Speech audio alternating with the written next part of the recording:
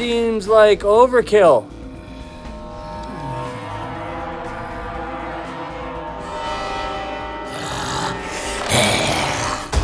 I'm glad you're well, man. Bro, do I have to sue CNN? I don't know, do you? They're making shit up. They keep saying I'm taking horse dewormer. I literally got it from a doctor. What makes it incredibly more frustrating is that we have the tools to combat COVID-19, and a distinct minority of Americans, supported by a distinct minority of elected officials, are keeping us from turning the corner. This Organized Chaos podcast is brought to you by JEMS Art Studio.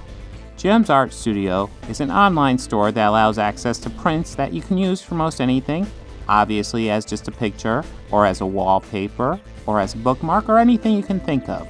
You can find JEMS Art Studio at etsy.com/shop/JEMS Art Studio. This podcast is also brought to you by listeners like you. Thank you.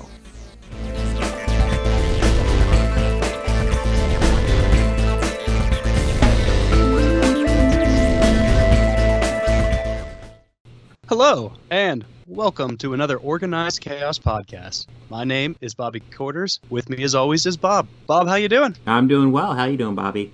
Oh, not too bad. Got new toys that I'm playing around with today. You're looking a lot better, sounding a lot better today.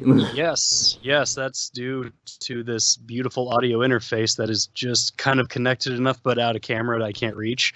And me not being a stupid dumb and figuring out how to hook up my DSLR. So points to me for YouTubing it.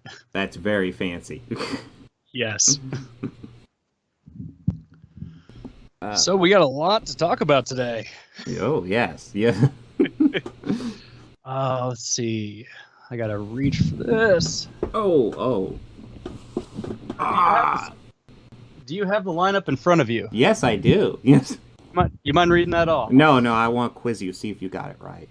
We're going to talk about the X-Men movie. Oh, there you go. Yes. We're going to talk about the X-Men. We're going to talk about Marvel's brand new What If episode. Oh, yes. As well as this week's great appreciating trash, if you could say that. We're going to dive into that. And you have a soapbox, I believe. Yeah, I have kind of two that we're going to mush into one. You're going to very closely related. So are you going to milk crate it or milk crate it? Like milk crate? Yeah, like milk crate challenge. Yeah. There's people who have been taking milk crates, like milk crates that you would get at a restaurant or anything, stacking them upside down, making them like stairs and climbing up to the top and seeing how far they can go before it falls. That sounds terrifying. No, I'm definitely not doing that. But that's good because you know what? Get me drunk enough, maybe. Well, when I first read about it, I thought, I have some memory distantly of some restaurant job I've worked somewhere of some guy trying this and it ending horribly. No, it would end quite horribly. Those things, just knowing that they're hardly stable. Yeah, I've worked in a grocery store and had them all individually stacked with milk in them. No, I can point out the part at work where there's like just this pallet filled with them, but I'm not getting up on top of that. Yeah, no. We'll take them down by sets of two. That's the safest.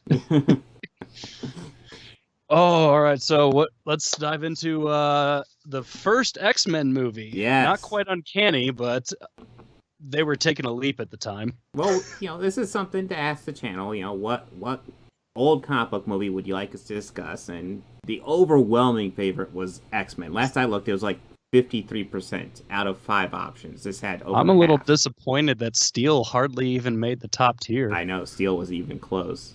Yeah, that was a Organized Chaos, personal favorite. We were really championing that one. I was dreading that one so bad. I was just ready for the horrible delivery. I'll totally confess I have not seen Steel. No interest in watching Steel. Maybe we'll end up watching it someday, but come on, guys. Shaq. Oh, he's not a good actor. He's not. I mean, it's not better than Kazam. Where are we setting the bar? Well, I don't. Yeah, that is true. We didn't. we didn't really make a parameter for it. Well, guess what? Steel didn't win. The first X-Men did. And yes. So, yeah, we've watched it. I think I want to point out first, before we get too far, I think this movie is kind of huge because this is probably the first... It's not the first successful comic book movie. There's a couple that came before we'll kind of briefly touch upon. But this is the first one that everybody knew was a comic book movie that came out and was a pretty big goddamn success. Yeah, it was a hit. Yeah, it was this, and then a couple years later we got Spider-Man, and those two together really ushered in the point we're at now, where now we're getting burned out on comic book movies. Mildly. It's, yeah. Well, don't worry, Marvel only has 4 coming out a year now, which, if they're good, cool. Yeah. If they're good, cool. They're usually pretty good, but at the same time, I'm like, okay, I could use a break. And I feel weird saying that, because we did get a break. I'd also enjoy a flop, too. Maybe. Because it could just be like great trash and, just great. Well, we almost have to look at the DCEU for that, but except their flops aren't even entertaining flops. They're just bad. Like, what, but I mean, Superman?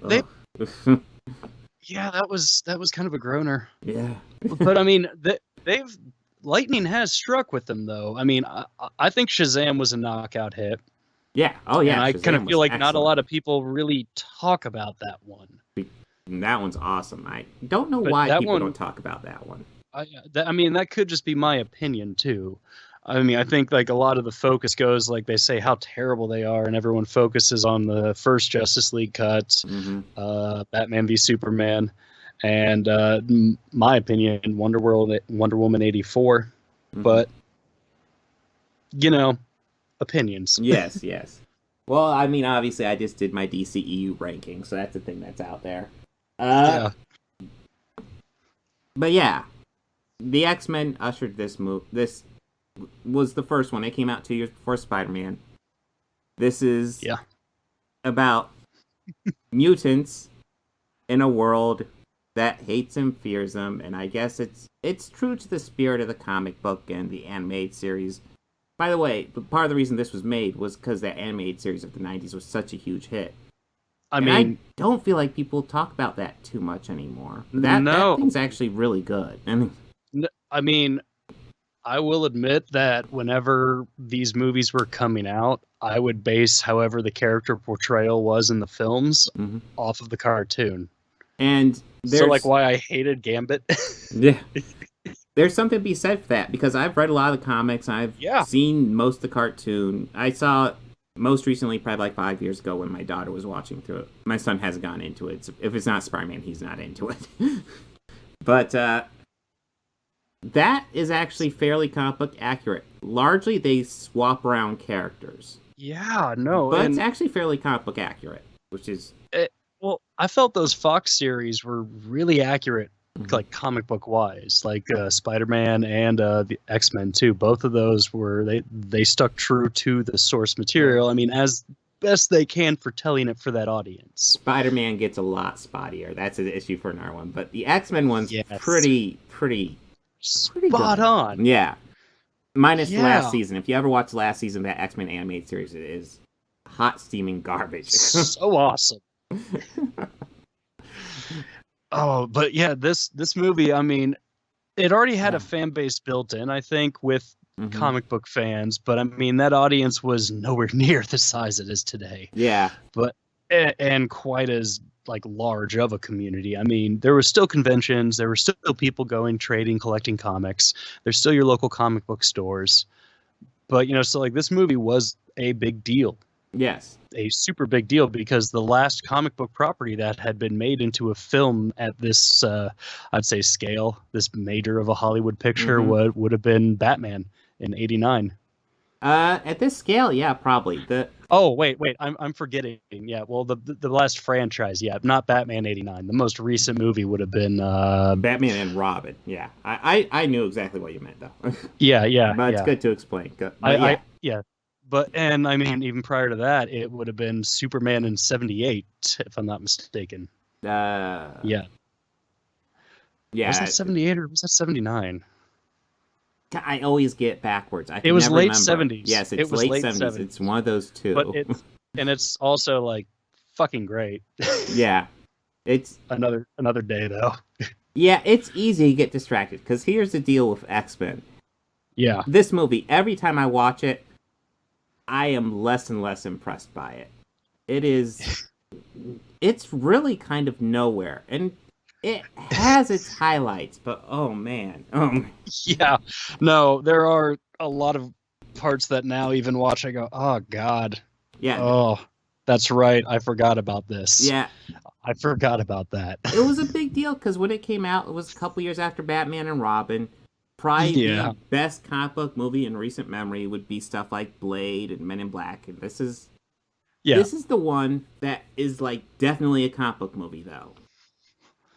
Oh, it absolutely is. I mean, one thing I caught that always kind of bothered me the first time I watched it, but I just kind of took it as the character reacting to what's happening in the scene. Mm-hmm.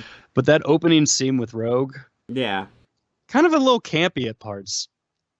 Like you talk about where over the top campy, where yeah, everyone is a little over the top in that scene, even for what's happening. Well, it's all. I saw more camp in it this most recent watching.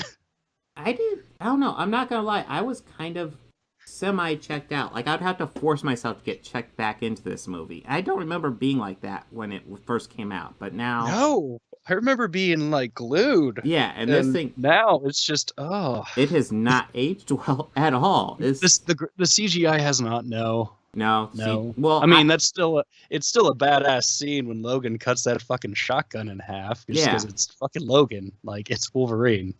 I mean, but, say what you will about the CGI in this. It's way better than the CGI in X-Men Origins Wolverine, which was 9 fucking years later.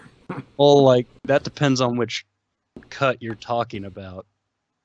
There's a different cut of X. Are you talking? Oh, there's the lead cut, yeah, and then there's the final product. Well, this thing has better special effects than both of versions. Yeah, fair. And, you know, I noticed that, well, with these X-Men movies, later in the first few of them, there's scenes, and I think it's 2 where you see it a lot, or maybe 3, where fight scenes where Hugh Jackman's fighting as Wolverine, and you'll see him spinning around, but with, like, the claws out, you can clearly see he's holding, like, something in his fists in a few shots. I need to pay attention. I forget which one it is, but it's one of the sequels where you can, like, clearly see, like, wow. Like, didn't even try to hide that. Okay. It does make me wonder why I'm going to feel revisiting X2. Because I remember liking that one significantly more. And now I'm like, man, am I not going to be super invested? Well, like we said, it's a good origin story. And it's kind of great because how it's same with the built-in audience.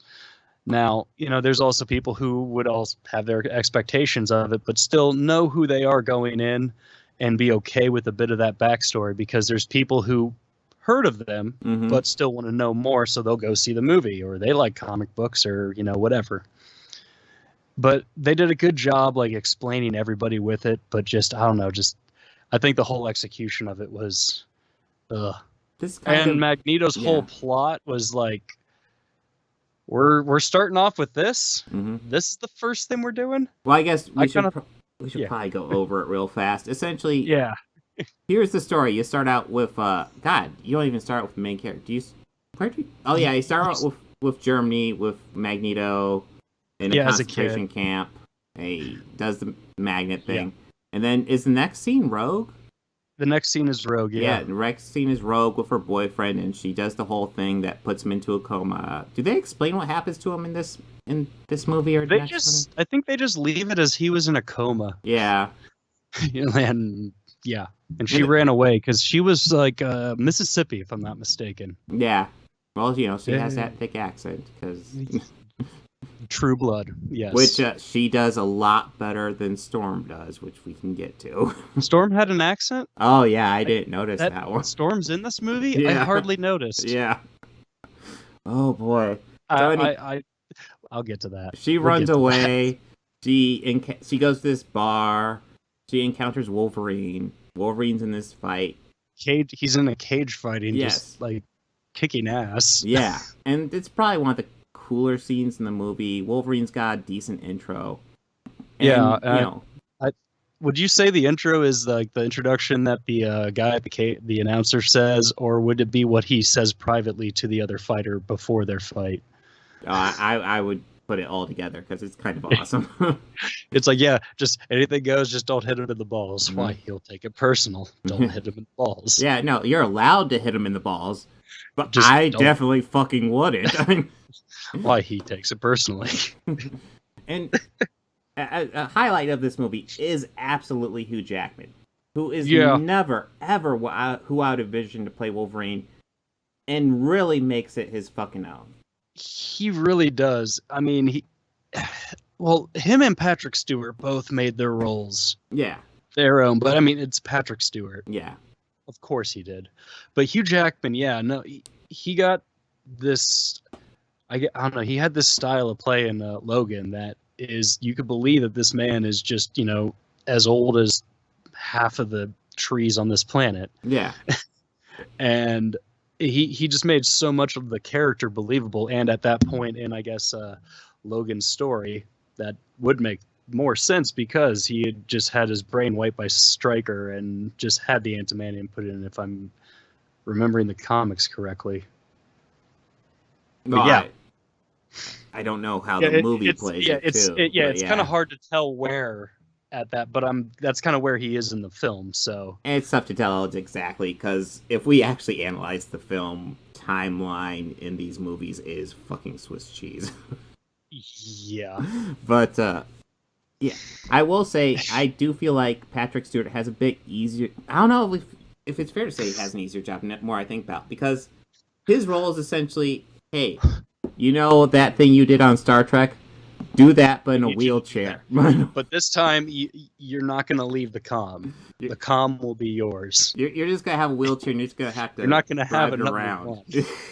You'll have a number one, but the comm won't be theirs. Yeah, that's kind of it. Oh yeah, you have like super psychic powers as well. But yeah, so yeah, Wolverine.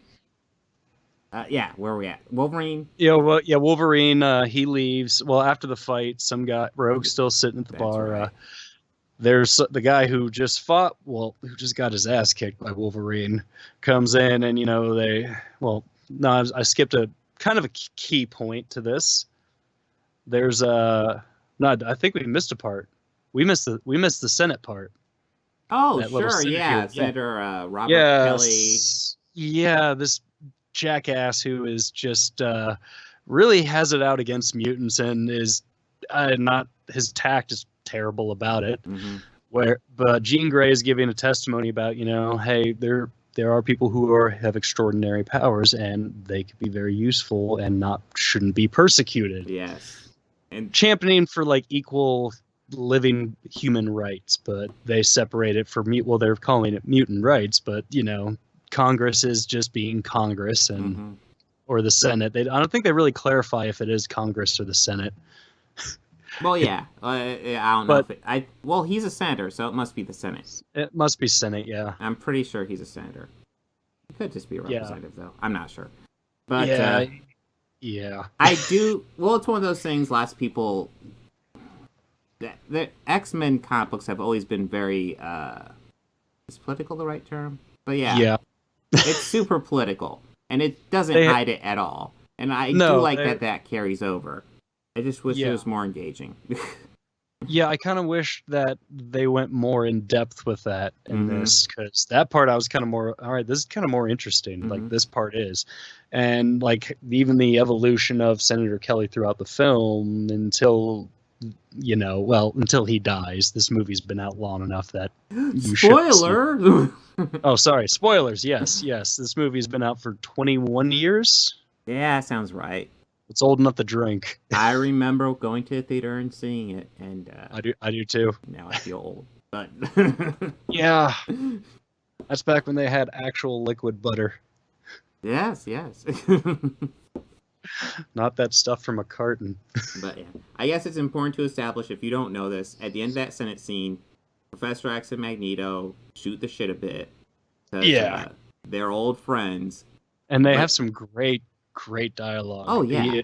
Ian McKellen, who plays Magneto in this, yeah, those two are just world-class actors and apparently the best of friends, according to Instagram, which is just kind of nice and pleasant. No, I think they were best friends before this. Or at least they became more friends after this. But well, yeah, and I'm sure that at least they had worked together a bunch of times in England on the stage. I know that they had done a few shows together. Like I think they did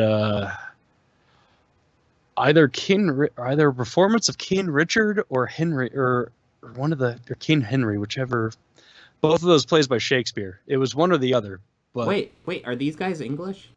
Yes, very much. But what? I watched Star Trek. This guy's French.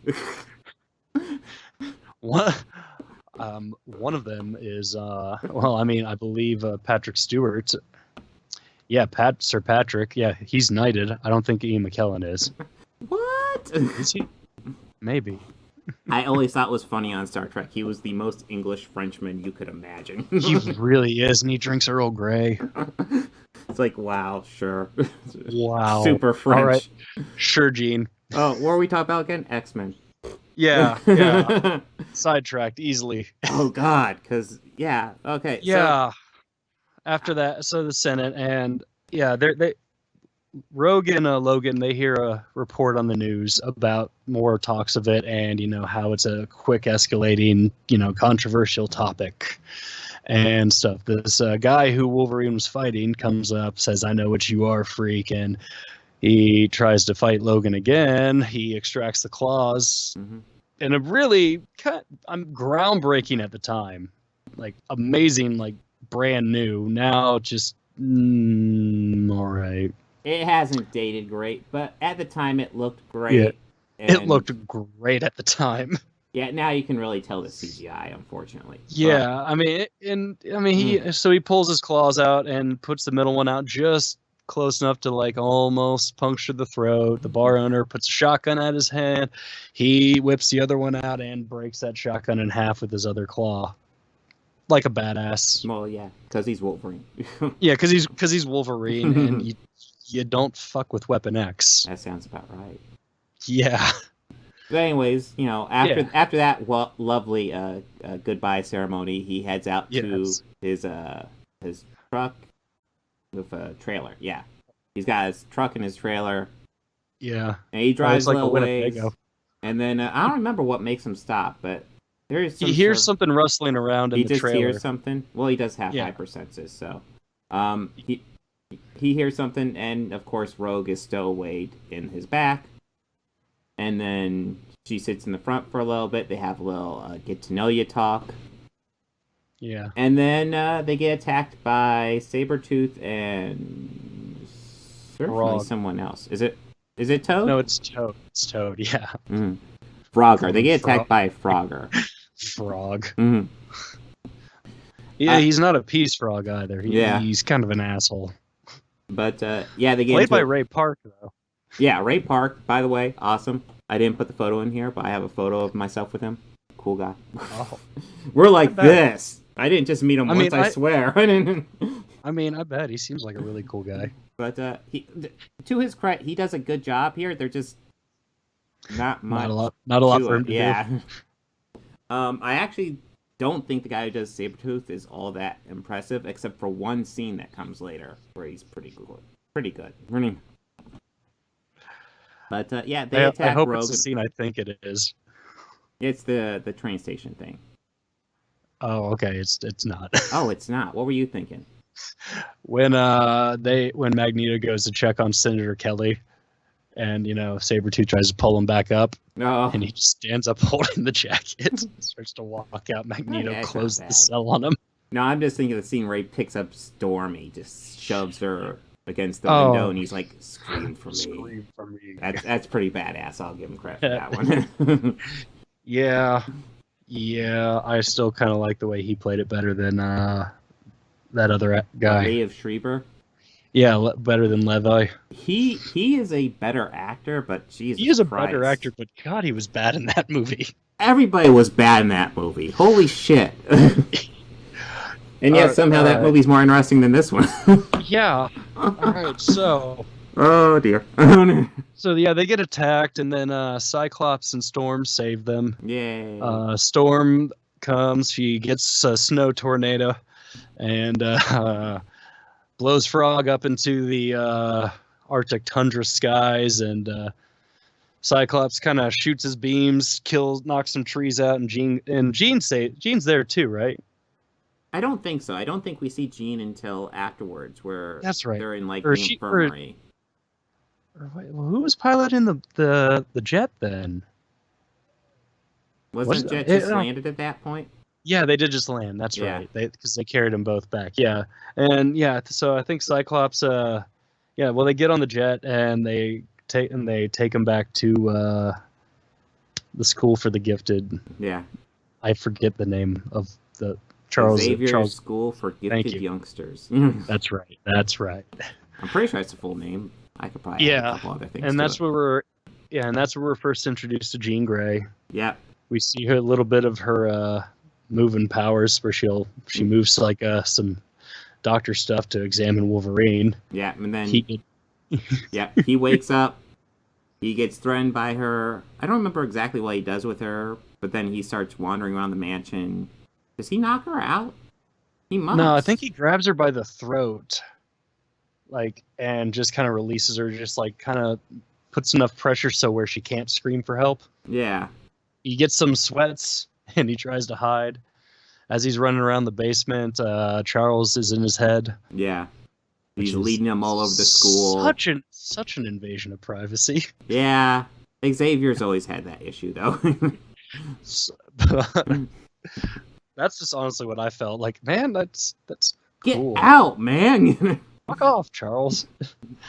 And then, which he leads out of the basement to the school. He gets freaked out by a group of kids going from class to class, and he wanders into Charles's office, where they have their formal introduction, and he introduces himself and the school. Well, it's worth noting, he's in the office, but he's actually teaching a class. He's wrapping it up. Yeah. And that's when you get introduced to the fact that this is all just mutant school, essentially. They're just trying to teach these kids how to use their powers and how to just be a part of society. Yeah. Yeah. Which is, I mean, in theory, I don't see anything wrong with it. No, of course not. Those fucking freaks. Do you want to be on their bad side?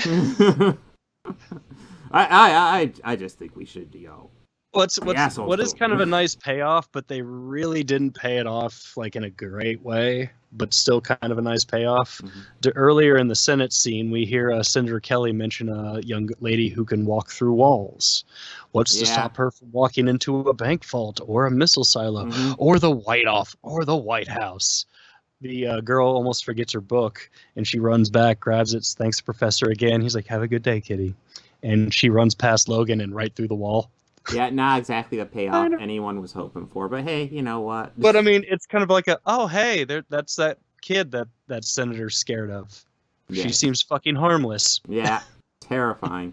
That might be kind of the point, but I think that was the point that Singer was trying to hit with that. Yeah, but essentially, we have Rogue is already in a class or something by the time Wolverine wakes up. So how long was Wolverine out? Knowing his healing ability, not fucking long. So this must have happened really fucking fast. An afternoon. They must have got her hey, we're going to take you to school, okay? With his healing ability, they must have flew him back and got her all acclimated in class in within 5 minutes. Got her registered for classes, got her books, got all of her assignments, got all of her supplies, got her sleeping arrangements made. Rogue, fill out your FAFSA now, before he wakes up. It's 20 pages. Do it now! Man, that fast is no joke. No, that fast is a bitch. Fuck that. I hate that. I hated that. I did too. I hated it too. So how much money did your fourth grandmother on your father's side make? What? God damn it. Can we just ship him a vial of blood? Will this like expedite the process? I'll work on the pound of flesh. That's gonna take some time. It might be easier in the long run, guys. Can that expedite it, IRS? Can you get back to me at that? Just tweet me back, Bobby Quarters 13. Just let me know, IRS. So anyways, but yeah. Oh my god. Anything but this movie. Yeah. Okay, if I cheat and skip through, and then we can go back to parts we want to talk about. Because I am too. Like, this movie. This. Go ahead. Magneto's got this big plan. He wants mutants to be in charge. So his big plan is he's gonna hook up Rogue to this machine to suck up her powers and to make all the world leaders mutants. Or it's like transfer his powers to her so she can use that machine and turn everybody into a mutant, which they tried it on Senator Kelly earlier. And it didn't work. It doesn't work. Well, it it turned him into Mr. Jellyfish. Yeah, for like, what? An afternoon? And then he turned into, Mr. Evaporation Man. I mean, I don't even begin to fully understand what his plan is. It's like, I'm going to turn everybody into mutants, even though this thing doesn't work, but fuck it. I don't know. It's kind of like Thanos level, because he's taking out every non-mutant. So let's, sake of argument, say 1 in every 2 people are mutants, half the world, or half of New York City. Well, it's not even that. It's just the world leaders at that summit he's going to affect. So he's going to, take out some really top people. And then, like, you could make the argument, okay, so he's going to turn them into mutants, so they'll legislate for mutants. Okay, that could be cool. But it's going to kill them instead. Mm-hmm. And isn't there an easier way to do that if you don't care? Yeah, and all that really would do would just kind of prove all of the hate mongers. Yes. Politicians right. Yeah, as yes, it was. Kelly said. Yeah, his plan is complete fucking garbage, okay? It's just, you're foolish, Magneto. You need to, just get in a group, maybe wheel yourself out onto a sunny deck somewhere. Mm-hmm. Well, that was the thing with Magneto, because I always thought the contrast between Magneto and Xavier was interesting. How Xavier is more of the idealist, and Magneto's kind of more of a realist, but at the same time, Magneto really pushed it way too extreme. Just like, dude, killing people's wrong. you can't do that. But it's not nice. Yeah, kind of. Magneto pushed it in the Nazi direction way too far. Essentially, he was abused by Nazis and kind of became one when he grew up.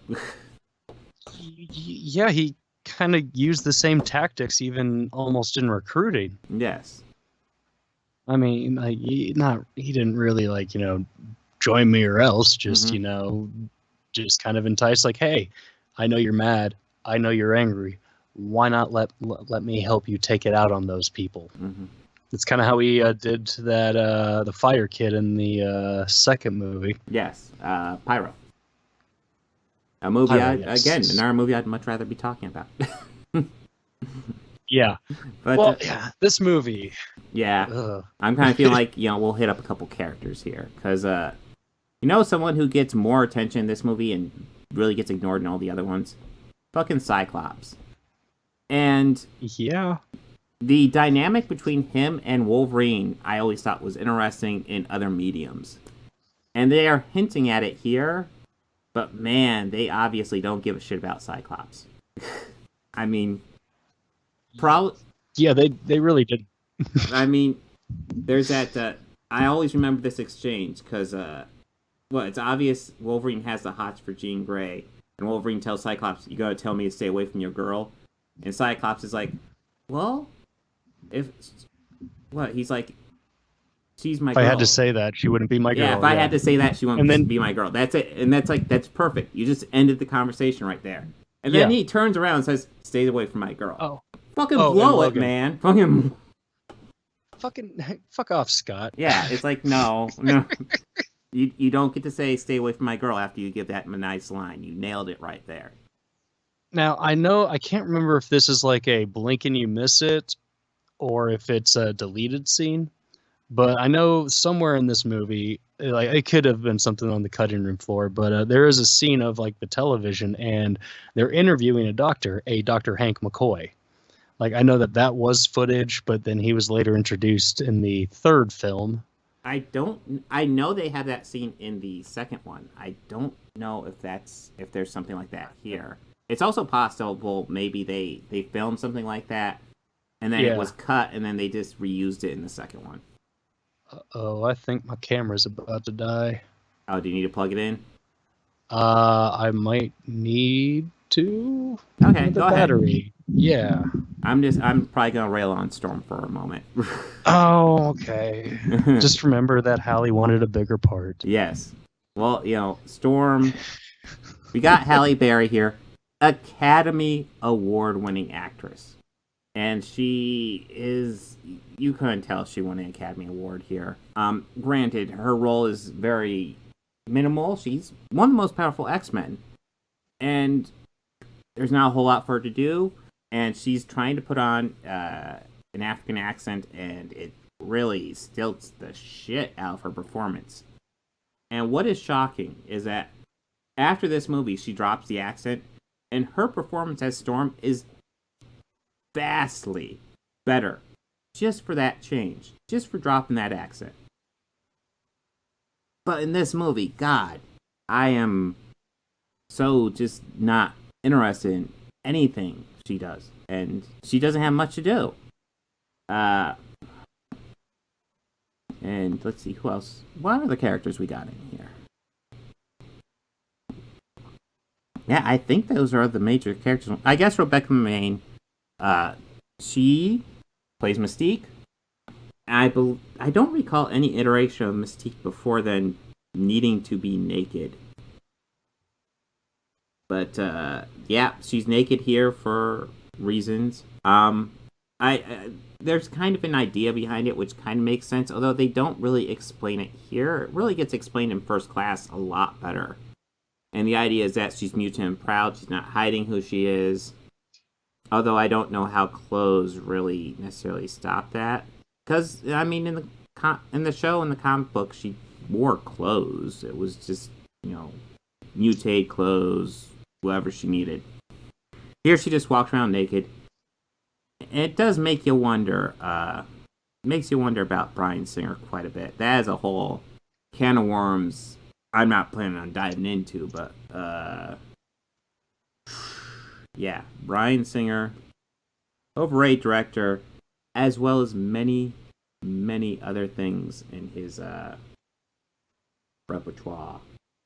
And I'll give Bobby a moment here and then see if he has any final thoughts. Well, that's not supposed to be on. Well, according to Deadline, random thing I'm just looking up on the internet while we wait, you got twin sequel triplets with Tracy Morgan to join Arnold Schwarzenegger and Danny DeVito, which... Okay, I guess Eddie Murphy's not in it anymore. Is it still Ivan Reitman? Yeah, still Ivan Reitman. So, random fact. You learn random facts here on this podcast. It's my specialty. Alright, so... okay, cool. So, whenever with final thoughts... I gave my thoughts on Storm. I thought she sucked here and was much better in the other movies. You thought she was good here? Huh? You thought she was good in this? No, I thought she sucked here and was better in the other movies. I mean, horribly... Yeah, horribly underused. But oh, yeah. Then again, what the fuck else is she gonna do? Yeah, you're not right. I get the fact that, at that point, Halle was like, didn't she just win an Oscar for Monsters Ball? No, or that was around after that this. time? This was after this? Between okay. the second and the third one where she won the Oscar. Was this before or after? This was before Catwoman. Yes. No, Catwoman's kind of interesting because she was like, I don't want to go back to the X-Men movie because I'm doing this superhero movie, Catwoman. And then that movie fucking bombed. Just Jesus Christ, Sharon Stone smoking hot in that and still couldn't save that movie. That movie is cratering every imaginable way you could fathom. Holy shit. Dear God. And all of a sudden, she's back in the X-Men movies. It's like, oh, you know where I said I want out? No, I want back in. And I want a bigger part. Yeah. And she won an Oscar, so she could ask for that, but...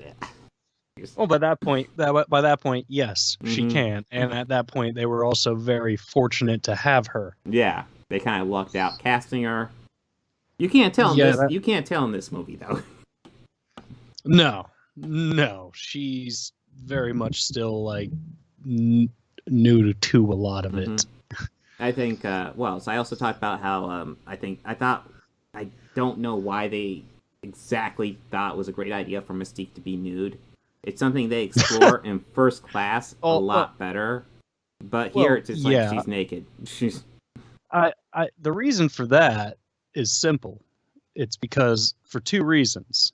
Number one is Bryan Singer. Number two, Rebecca Romijn Stamos. And I brought up there's a whole issue of Bryan Singer. And those are the two reasons why. He's a fucked up dude.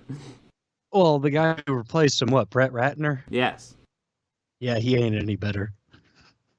Well, there's less that's come out about him, but no, they're not good guys. Exactly. These are not good guys. No, not at all. Let's put it this way: the only two movies that have the word X-Men in them that aren't directed by people with Me Too allegations are First Class and Dark Phoenix. Yeah. So. Wait, who directed Apocalypse? That was Bryan Singer. That was his return to the franchise. No, actually, Days of Future Past was his return. Oh, he forgot about that one. He did some producing on First Class, but then I don't remember exactly. I don't know why they didn't say, "Hey, Matthew Vaughn, you're not perfect, but you did a pretty good job. Come back and do the next one." They didn't do that for some reason. They didn't. Huh. All right. Storm. Yeah, Storm. I kind of feel was just. I don't know. I've kind of always thought it was a pointless character and very good for this, as a lot of the X-Men really kind of are. Well, that's always my opinion of the X-Men. They're kind of like a group of certain specialists. I didn't realize I found my X-Men shirt today. That their like superhero powers are very niche, and they work for certain situations. So that's why they send those people, because hey, you're good at doing this, you're good at doing that, you guys should go on this mission, because they need both of that. Well, that's also what I've gathered just from the cartoon itself too. But Storm definitely falls into this category of superheroes and X-Men, but there's also a lot of superheroes are like that too, and it's a formula in the writing of the characters. But I don't know. She wasn't good. I mean, her biggest line or biggest moment, I think, in that is like, you know what happens to a toad when it's struck by lightning? Same thing as everything else. I mean, you didn't have to finish that. It's kind of... Yeah. I think we all know. Well, I remember when I first saw it, I was like, oh, that's badass. And, like, now I'm like, no, that's just fucking something getting struck by lightning. Yeah, it was kind of more cool, her floating up the elevator shaft. Yes. Well, that was kind of more cool. I do feel like they need to have Storm here, because I feel like probably at that time, the most popular female Marvel character was probably Storm. She was hugely popular at that time. And also being a character of color, that's a huge kind of character to put in there. And that being said, that's also... Marvel didn't have access to these characters, which is part of why, like, they almost had to build up when they did their universe. No, yeah, exactly. A lot of their most famous female characters are X-Men. Yeah. Yeah. There was also a slight hint to Jubilee in that movie. It's just a girl in a yellow jacket. Yeah, that's all it was. There was more that's later. All it is. It's obvious that it's her. I think they have like a little bit more for her in Apocalypse, but yeah, they never do anything with her in these movies. No. Not that I'm asking for a huge Jubilee arc, but they keep on teasing shit and never do anything with it. Well, yeah. This first film, which is just introducing, I guess, the audience to this world. It did a good job at like introducing us to the key characters in the movie, like the ones that really matter, even though they really didn't get a lot of time on. Earlier you had mentioned the dynamic between Cyclops and Wolverine. I wanted to talk a little about that as well. Like, they did hit on that great, and a lot of that back and forth is really what kind of more kept me invested in it. Like, when they first get to the Statue of Liberty, and, you know, like, they find out Mystique's, like, morphine into them, per se. And, you know, once they defeat her and they find it, you know, they reunite, and he's like, hey, prove it, you're a dick. Okay. Nah, it wasn't like bad. that. That always got a laugh out of me, and it still did. But yeah, that's about all I really had to say. Yeah, well, it's very simple. If you cut Hugh Jackman, Patrick Stewart, and Ian McKellen from this movie, fuck. Yeah, this thing sucks balls. This movie would be bad. James Marsden can't carry a movie on his own. No. He'd try. Yeah, you know. Maybe if there's a CGI blue hedgehog with him, he might be able to do something. But... or a bunny. Or a rabbit that's played by Russell Brand. God, he's done lots of shit like that, hasn't he? Holy shit. Really has. Wow. I mean, who? Oh, God. Jason Lee hasn't even done that. I mean, have there been that many Alvin movies? Like Alvin and the Chipmunks? 4? Are there 4? Christ, there's 4 of them? I think so. Because I remember thinking, oh, they did a trilogy. They're done now. And then they did, like, one more after that. It's like, fuck. Oh. Jesus Christ, people. Well, that's cool. Yeah. I guess. I always loved how they always got really famous people to play the Chipmunks. And you can't fucking recognize them. Why are you doing that? Yeah, they modded their voices too much. Yeah. It could be anybody. Could be James Earl Jones playing the Chipmunks. You can't fucking tell. That would be amazing. Yeah, that would be the only one I could see. Okay, yeah, go ahead and pay him, because that'd be hilarious. James Earl Jones and Morgan Freeman. You know it'd be Theodore. James Earl Jones would be Theodore. I'm strangely comfortable with that. Yeah. Lawrence Fishburne is Simon. And you know what? What the hell? Arsenio Hall is Alvin. All right. Well, ready to move on to another movie? Yeah. We got this thing. This is another movie where we really have actors really doing a good job. Yeah. But yeah. Like everybody involved in this, like even the supporting cast, which has like kind of almost blink and you miss it cameos by Robbie Coltrane, Ben Kingsley, another Ben Kingsley movie, and F. Murray Abraham. All great actors. Yes. Yeah, F. Murray Abraham's in this. No, I remember that. No, actually, Ben Kingsley was the one where I had to go back, because I was like, Ben Kingsley's in the cast list. I don't remember him. And I go back and I watch it, and it's like, his role could be 100% cut out of this movie and not affect anything. But Jesus Christ, he acts the shit out of it. Yeah, his is literally blink and you miss it. Yeah, he's barely in there, but damn. So this movie. Yeah. Now I suggested this one mostly just because I've seen it like maybe once or twice prior to this rewatching of it. I'll admit solely watched it just because I saw the 2 starring roles in it were Mark Hamill and Bill Paxton. Yeah, this that counts a lot. Yeah, how could this miss? Slipstream. It's a 1989 science fiction movie that was directed by Steven Lisberger, who previously directed the 1982 science fiction film Tron. So again... What? Oh, he did Tron? Yeah, he directed Tron. Holy shit. The director of this. It gets a little better. So it was produced by Gary Cruz, sorry. Yeah. He's best known for his collaboration with George Lucas, who they were on the first 2 Star Wars films, and American Graffiti. Mm-hmm. And Slipstream also reunited courts with Mark Hamill, who features in this, with Bill Paxton and Mr. Robert Muldoon, who knows more about Raptors than anyone else, Bob Peck. Yes. Kitty Appridge, and those other cameos. Well, Actually, a little random fact, if I remember correctly, didn't this bankrupt Gary Kurtz? Yes. Oh yes. I was like, I could have sworn I saw something like that. That is in the abridged notes. My abridged notes, I'm gonna just tell you right now, I had to pull off of Wikipedia because I did a dumb rookie mistake and had a whole file, had to download some software, had to restart my computer.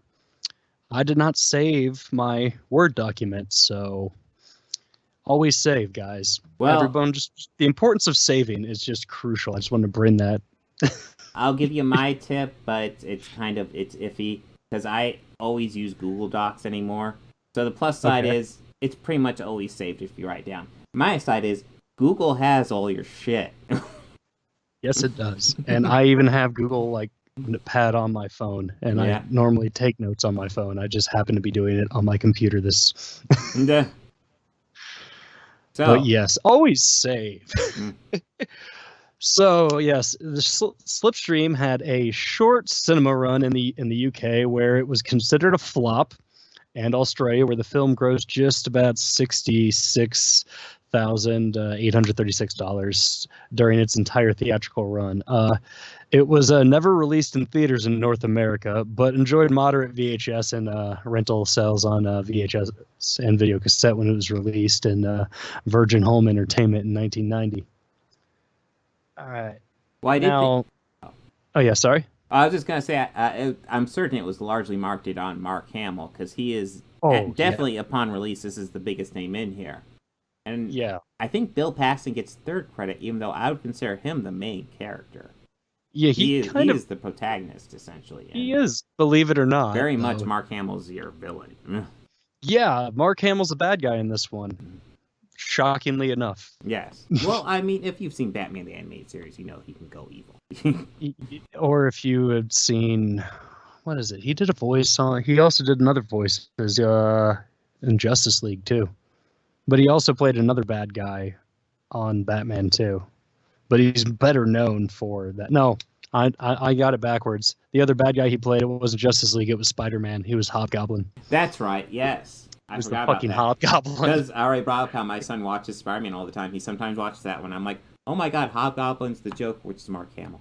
I had noticed that when I first got Disney Plus. First thing I watched was Batman or Spider-Man the Animated Series.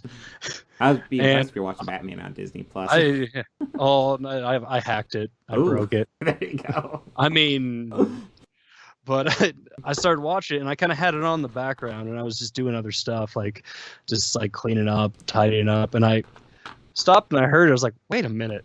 I know that laugh. Yeah. Holy shit, that's Mark Hamill. Which is kind of now my reaction whenever I see him in anything. Mm-hmm. All right. Just go off on a little divergent thing. There's a little thing he did. I want to say it was at the beginning of 2017. Okay. Where he would read Trump's quotes in the Joker voice. Yes. I kind of wish he did more of that. He only did 2 or 3, but it was kind of fucking hilarious because it was weird how well it worked. Yeah, it was weird. And what's kind of great about those videos is you watch him, how he kind of starts really enjoying more of it, and he gets more into the character and just puts more into the line readings, and it's just Mark Hamill pure awesomeness. Yes. Yeah. Another moment, I want to say this was a campaign for the Last Jedi, or maybe Force Awakens, where he went out to that Chinese theater out in Los Angeles and Hollywood. Yes. Dressed as a stormtrooper, and he would pose with people, as the stormtrooper, and every so often he would be standing there with them, and he would take his helmet off and just wait for them to react. Yeah. Realize it's fucking Luke Skywalker sitting next to you in a stormtrooper outfit. Now I wonder how many people were like, dude, put on the helmet. I want to be with a stormtrooper. There's a shot of it where he comes up and he sees a guy dressed as a Jedi, and there's a camera crew following him doing this. He holds up the blaster and shoots, and he makes the pew pew. He went pew pew, man. That's fucking awesome. Oh. This, however, Mark Hamill's fucking great. Yeah. In it. Like, fucking great. I just like, yeah, you need to be a bad guy on screen more. Yeah. Like, yeah. Especially now. I'd like to see him as like a mob boss. He'd be good. Yeah, no, yes. Oh, sorry. Of the leading actors, I definitely think Mark Hamill does the best job. Unfortunately, he's missing through like a decent chunk of Act 2. Yeah. But yeah. he's like really good. Bob Peck and Bill Paxton are also good. Yeah, Bob Peck is fucking great in this. Yeah. And I will admit, while watching it, it did cause me to look up some other movies that he's in. Kind of like, I just want to see more of his work. He's good. I enjoyed, like, he's good. It was weird, though, because I kept forgetting he was an android. Mm-hmm. I did keep getting that. I guess it's worth noting, he doesn't have a whole lot because he did unfortunately die in 1999, which is very sad. Yeah. But he did give us Muldoon. And that he did give us Robert Muldoon. And that will always be remembered. Great. Yeah, and as I had told Bob, I had texted him while I was watching this, like, I am just trying not to make Muldoon jokes the whole time. And I just had to reply, clever girl. And I go, yep, that one's been written about 12 times now. Halle going. All right, Slipstream. Let's dive back. It was the second feature that Gary Kreuze made as a producer after splitting from his former creative partner, George Lucas. Early production credits include films like Chandler and Mont Hellman's cult road movie Two Lane Blacktop in 1971. That's on my watch list. This began hugely with a successful collaboration with George Lucas, producing the commercial breakthrough low-budget hit American Graffiti. Yeah. No joke. That was a low-budget movie. And it's fucking phenomenal and brilliant filmmaking. Well, side note, American Graffiti was always made on that challenge to George Lucas after he made THX 1138. Like, you can't do a light, fun movie. American Graffiti was his response. It's like, yeah, no, he can. I actually didn't know that, really? Yes. Yeah. That's... It is a great movie. Yeah, obviously, George Lucas's career is... It's like he did Star Wars and then that's it. So, you could say, because of George Lucas, we could also have Trick or Treat. Yes. Yeah. Because that little buggy, that dorky kid in that movie, and American Graffiti, he directed Trick or Treat. Yes. Okay. Yeah, I gotcha. Yes. It's kind of like like the degrees of Kevin Bacon. Yeah. But, we could just like translate it from to trash cinema to good films. Yeah. No, there's gonna be links. There's gonna be plenty of links. I actually just made that connection now. Okay, so we gotta do Friday the 13th, 6 Degrees of Kevin Bacon. How can we get that? That's gonna be tough. Well, let's see. There is a website. There is a website that can do it. Do you not remember Friday the 13th? I do remember. I remember Kevin having the most graphic death in the film. I was about ready to say that one's easy because Kevin Bacon's in that. Yeah, he is, and it's like he does have the most graphic death in that. Probably. Yeah. That was a crazy arrow scene. Well, Tom Savani's special effects. Yes. The man is brilliant. Yeah. Brilliant practical effects artist. But yes, this was... anyway, we're back to Slipstream. God, this might be kind of like X-Men. I don't know. This might be, yeah. Well, all right. Where was I with this? So yeah, this was through the commercial break, American Graffiti, which went on to become the most profitable films of all time. Kurtz then produced and worked as a second unit director and played major creative role in the first two Star Wars films, but the partnership ended in the interval between Empire and the third installment of the series, Return of the Jedi. Oh, so he wasn't involved in Return of the Jedi? No, so he's free from that list of blame for the Muppets. Yeah. The ones in Jabba's palace, of course. Those are the ones I'm talking about. Those Muppets. Okay. This is like free dance scene, Okay. Not the Care Bears. Yeah.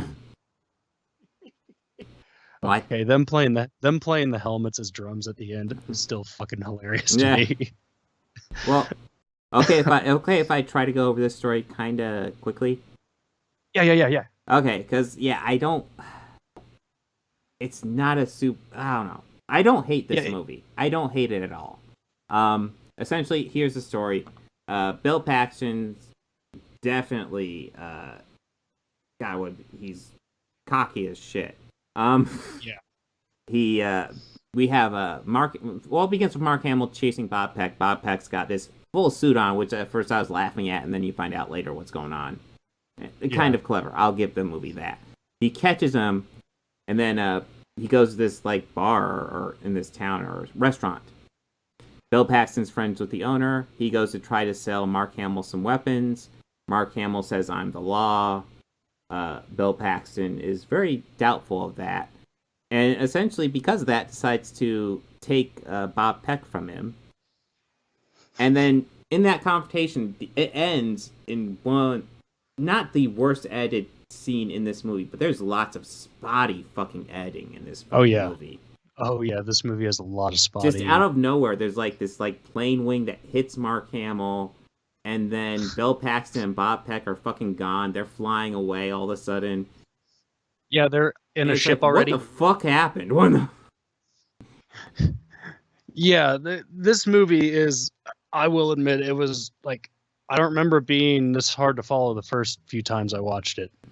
This one was a bit rough. So it's like Bob Peck, he's a fugitive, and Mark Hamill is a bounty hunter, and he's trying to hunt him down, but they never really really defy, I guess, who or for whom or why they're hunting him down, or like what he did. He's just wanted.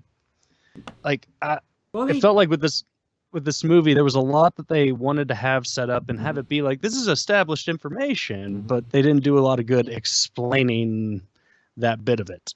Like, okay, so yeah, I was wondering about that, because they do say that the Bob Peck character, I don't remember his name, but they do say he kills a man, but I don't recall any story exactly what was the Byron background is who behind Bob Peck that. plays.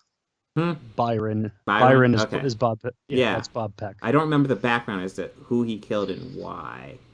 Yeah, I think it was like he later said that he just wasn't a good man, and he just determined it. Yeah.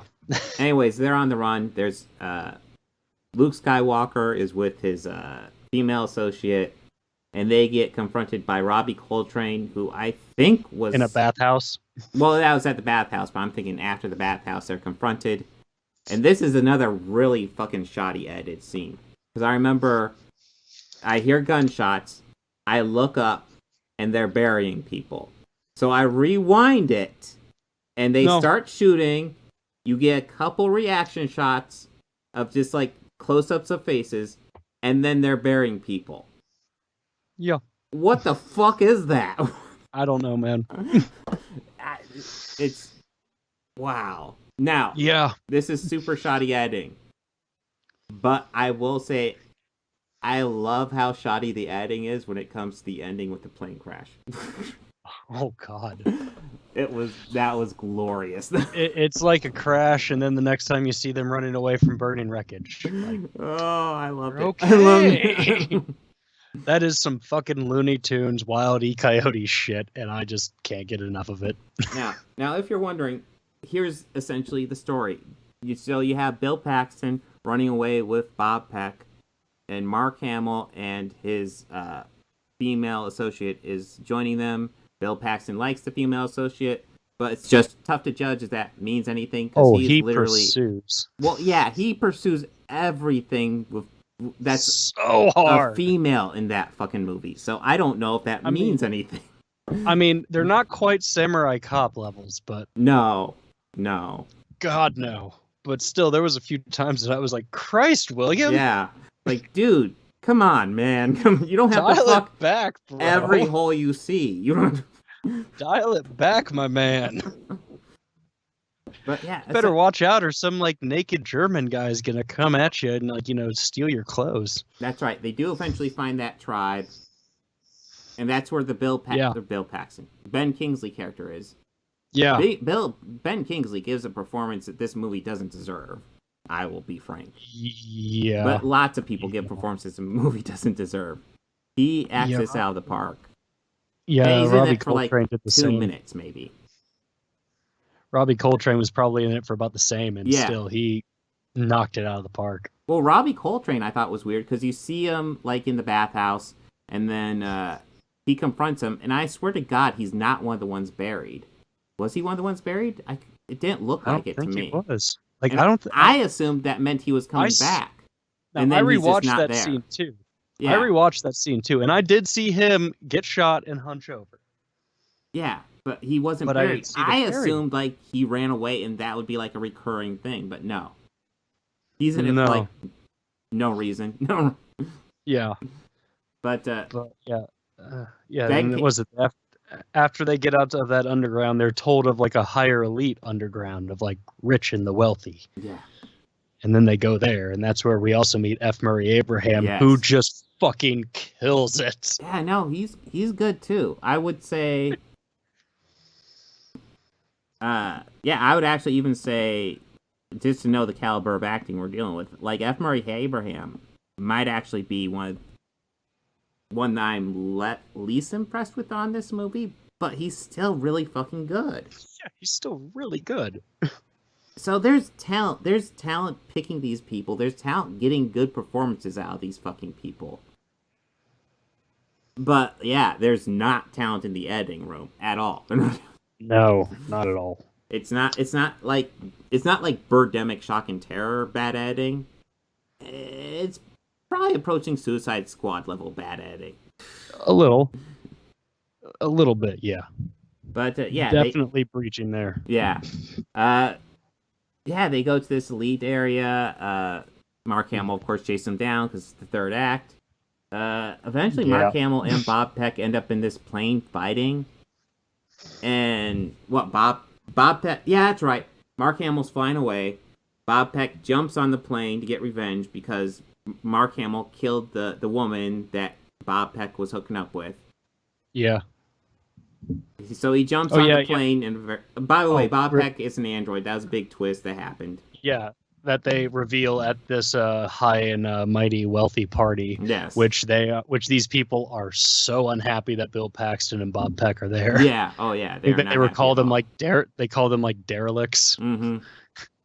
It's like one of them is sleeping with my daughter. I laughed so hard at that. Yeah. And it's like, well, and then like, what was it there? The lady that brought them there, that was wasn't that Mark Hamill's bounty hunting assistant? Like the lady who brought him to the upper elites hidden area. Like I know that one she had said to that other wealthy lady is like, well, the one that slept with your daughter was human. No, that was somebody else, wasn't it? Because that's right. That was someone. No, there's a woman that Bill Paxton is sleeping with and then there's Mark Hamill's assistant, who Bill Paxton also has the hots for. They look very similar,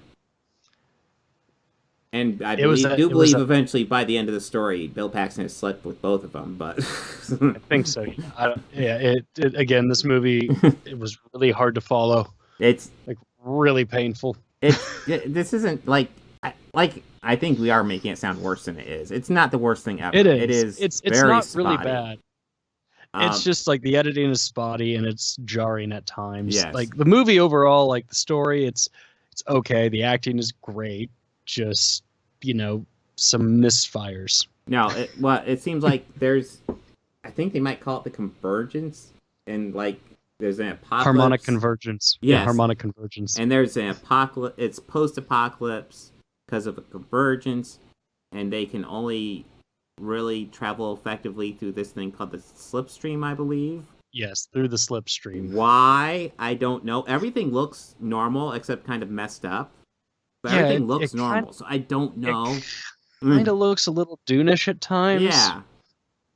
But it also kind of looks like all those scenes from Aliens, where like outside the shipwreckage and on the planet's surface itself at times. Yeah. But it's Earth. It kind of reminded me of almost kind of like the first Mad Max, where things are kind of fucked up, but it's not completely destroyed. I would say, to this movie's credit, it probably sets up the post-apocalypse a little bit better than that first Mad Max. It's probably about the only thing it does better than that movie. Yeah, probably. But, anyways, Bob Peck jumps on Mark Hamill's plane. He starts tearing apart at because he's an android, and so he can just hang out on the outside of the plane. He's tearing it apart from the inside out. The plane's falling apart. He breaks into the cockpit with Mark Hamill. Mark Hamill's like, you can save it. So we see him actually messing with wires and kind of able to fly the plane. And literally, we get this beautiful shot that's almost worth the entire price of admission for this movie, where Mark Hamill is going, "You're gonna save us!" And then it cuts to the outside plane, bam, right into a cliff. It was fucking beautiful. That was just marvelous. Yeah.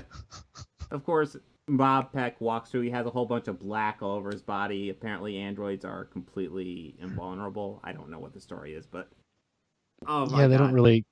I absolutely love that shot. That was very nice. I usually watch these with my daughter, and I noticed my daughter was on her phone. I was like, "You have to watch this," and she was like, "Oh, do we have to?" I was like, "No, we have to watch this." I rewound it. She's like, "Okay," and then she saw it. So you're right. We had to watch that. It's just, oh, that one shot was beautiful. It was a thing of absolute beauty.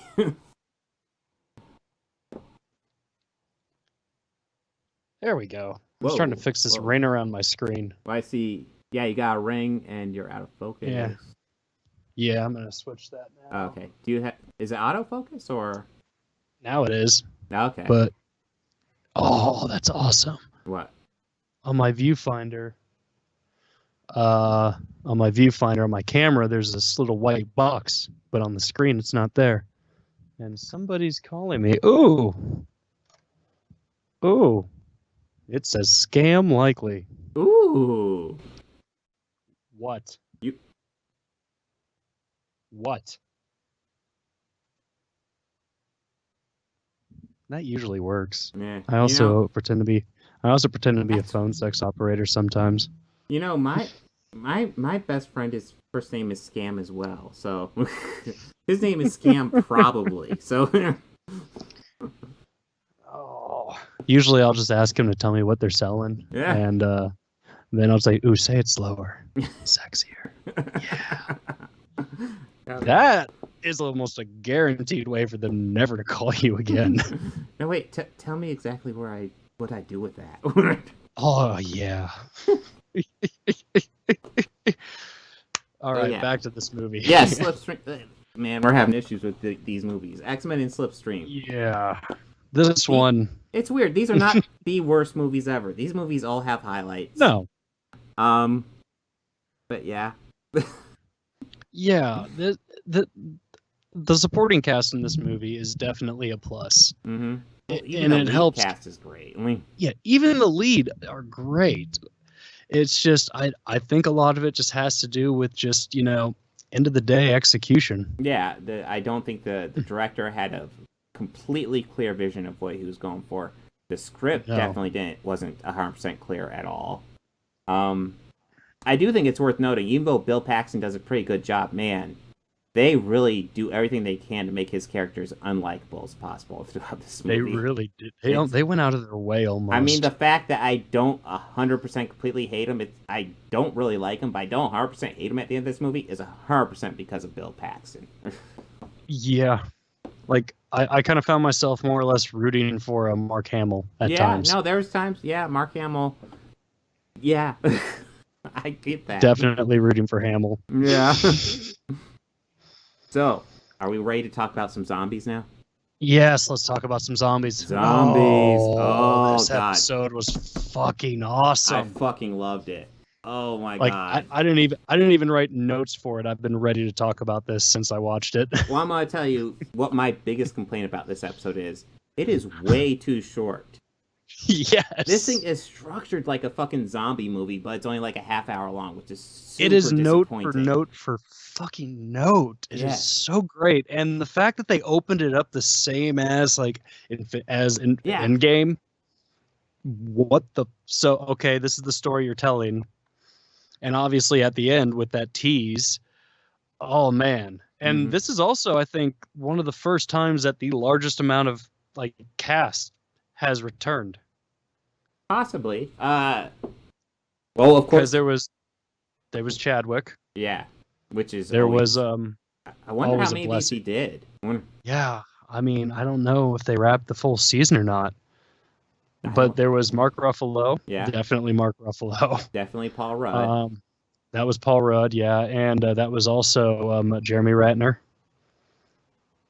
and Paul Bettany. I know it was Jon Favreau. And Favreau, yeah, that's right. Favreau was in And there. I know that wasn't Tom. That was not Tom Holland, but damn, that was a good sound alike. Well, I took a screenshot of this because there was a news article I saw that said, "Oh, Marvel has recast Spider-Man already." Okay, here's the story. It's not Tom Holland because Marvel only has a certain amount of times they can use Tom Holland in their properties. Yep. So they recast him here because but the likeness they could use whenever. Oh, well, on TV, they can do whatever the fuck they want with Spider-Man. They could do whatever the fuck they want because they're fucking Marvel. There's been rumors of them, like if things go south, doing like a Miles Morales Disney premiere thing on Disney Plus, doing movies like that just to fuck with Sony if things go south. Oh. Yeah. All right. I mean, they should just sign a deal because they'll both make money. Yeah, I mean, it's fucking stupid at this point. Yeah. It's fucking stupid at this point. All right, here we go. Returning cast. Mark Ruffalo, Chadwick Boseman, Paul Bettany, Sebastian Stan, Evangeline Lilly, Paul Rudd, Jon Favreau. That name I always get, the Koye Dane Guerrero. Okay, yeah. Emily Van Camp, David Dalsmalchin, who was Kurt, who I didn't recognize when I first saw him, but he's Kurt from the Ant-Man movies. He's one of those three guys. He also is Polka Dot Man. Ebony Maw is back. Tom Von Launer. Yeah, that did sound like Ebony Maw. And then that looks like it, but damn, that's a lot. That's an impressive cast. Yeah, for that is an impressive amount of returning people for that. And I don't know, so much of it was great. How it opened up the same, and you see Hulk, you see Bruce trying to psych up for Hulk, and you get that same nose shot that we got a little bit earlier in Endgame, but we get it just right here. And then when you think everything's about to be saved, you see those portals opening up. You see the outlines of Wong, Doctor Strange, and Iron Man coming through. And and they beat the crap out of fucking zombies. Yeah, they beat the crap out of the children of Thanos. Bruce Banner's like, yes, well done, guys. You see a hand come up from the smoke and then just be pulled down. You think it's kind of overdoing it, guys? Yeah, and then they start eating them, which is just like, oh shit! Oh my god! I mean, I just want to know is there footage somewhere of Mark Ruffalo recording that? Because that would just be so much fun to watch. Yeah. But anyways, and then Hope Van Dyne comes in. Yeah, we get this group of survivors. He starts meeting different survivors. Hope Van Dyne and Superman or Spider-Man. Right. Well, I mean, I don't know. I don't think a zombie could bite through a Kryptonian he might be okay. Skin. He might. Yeah, like I don't think they could bite through a Kryptonian skin. I mean, it could stop a fucking bullet. Mm-hmm. Or is that just the S? Well, yeah, you know the thing about zombies always drove me nuts? They're like so frail. They are so frail, except their jaws are all of a sudden like insanely strong. I swear to God. Like they could pull muscle and tendons off like it's nothing. Yeah. It's like, how does that work? I don't... Here I am looking for the science behind zombies. Yeah. But it was it. So Wasp and Spider-Man come, get Bruce out of there, and they reconvene with some other survivors, which at this point are Okoye, Sharon Carter, and Happy. the head of And Happy, yeah. Fucking Happy. And Bucky. And Bucky, yeah. Is that it? I think that is it, yeah. And then, you kind of get the backstory, essentially. How did the zombie infection start? I don't remember. It happened with, I think, Hank Pym going into the multiverse looking. That's right, and Janet was a zombie. He found Janet. Yes. And Janet was a zombie, attacked him. They both came out because these are superhumans. Yeah. Who are infected, and yet they still retain all their knowledge of how to use their power and everything. So even earlier, we saw zombie Iron Man or zombie Stark in the suit just blasting. Mm-hmm. And that's kind of a fucking terrifying thought. Yeah. So there's we forgot to mention when Bruce did enter the Sanctum as he did in Endgame. Mm-hmm. The only person there that looks like it had been far gone and nobody had been there for a long time. And the only thing that is in there is the cape. Yes. Which makes sense. Which also, yes, and the cape also is a part of that team of survivors. Yeah. Which, there's a pretty awesome payoff at the end of this episode with it. But the cape also kind of helps and does a really badass job of, who was it? Was that Juan that he killed that way? Or how he had just like cape, he had like the cape wrapped around Juan's leg, and Juan opened a portal to try and attack Banner, and the cape kind of pulled him back, and then the portal closed, and the head dropped right in front of him, just like an Endgame. Yes, that was that was cool. Yeah. So yeah, they go and meet up with the survivors, and what else? They start to like kind of figure out how it happened, where they meet the head of Scott Lane. Yes, yeah, that's right, because they found this place where the zombies aren't attacking, and once they get there, that train gets fucked up. Like on the way, who do they lose? They lose. They lose Sharon. Do they lose? Yeah. No, they lose more than just Sharon. They lose Happy and Sharon. Is that it? They lose Happy, yeah. And then they kind of lose Wasp, but Wasp gets them to where they need to go before she gets knocked out finally. Before she starts to turn. Yes. But, they get to this base, and Vision's there, and he's apparently by himself. But here's the crazy thing about the base. Like, there's areas where the fence is torn down, but the zombies aren't even going through. They're just not going there. Yeah. So it's like, what the fuck's up with this place? This place is awesome. And Vision is apparently the only one there. And he has the head of Scott Lang, as he already brought up. I will say, if I throw gripe at here, I think it's part of the comic book where he was kind of going insane with all the jokes, but man, it was thick here. Everything was a joke. Yeah, it was very, very joke heavy. Yes. Which, I mean, that's cool for Paul Rudd. Yeah, that's kind of his jam. And that is really his thing. Mm-hmm. There we go. That kind of fixes it, sort of. I'm looking right at it, so it's kind of bothering me. I got it, yeah. But, where are you? Oh, yeah, so Vision... Yeah. They find out why he's all by himself. Well, he's not 100% all by himself. We got the head of Scott Lang. But who's it that discovers Black Panther? You go looking around. I want to say it was Bruce. It might have been. But they find Black Panther, who was part of the Avengers team, who first went after the zombies, and he's missing a leg. Or not even all his leg, but like part of his leg. Yeah, from the knee down. Yeah. Well, and we find out... Yeah, and then like we also see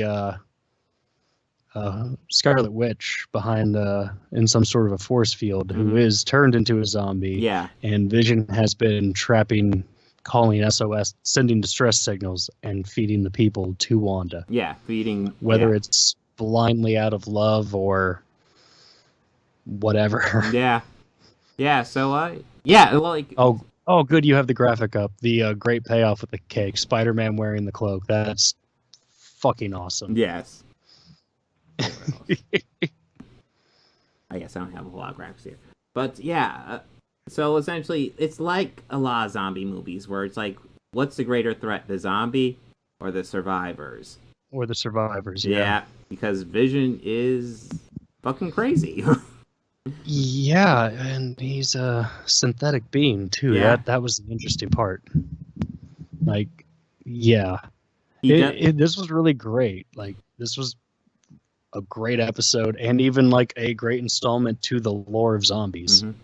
But yeah, like they're on the base. They make a run for it. Most of them don't make it. I want to say Spider-Man makes it.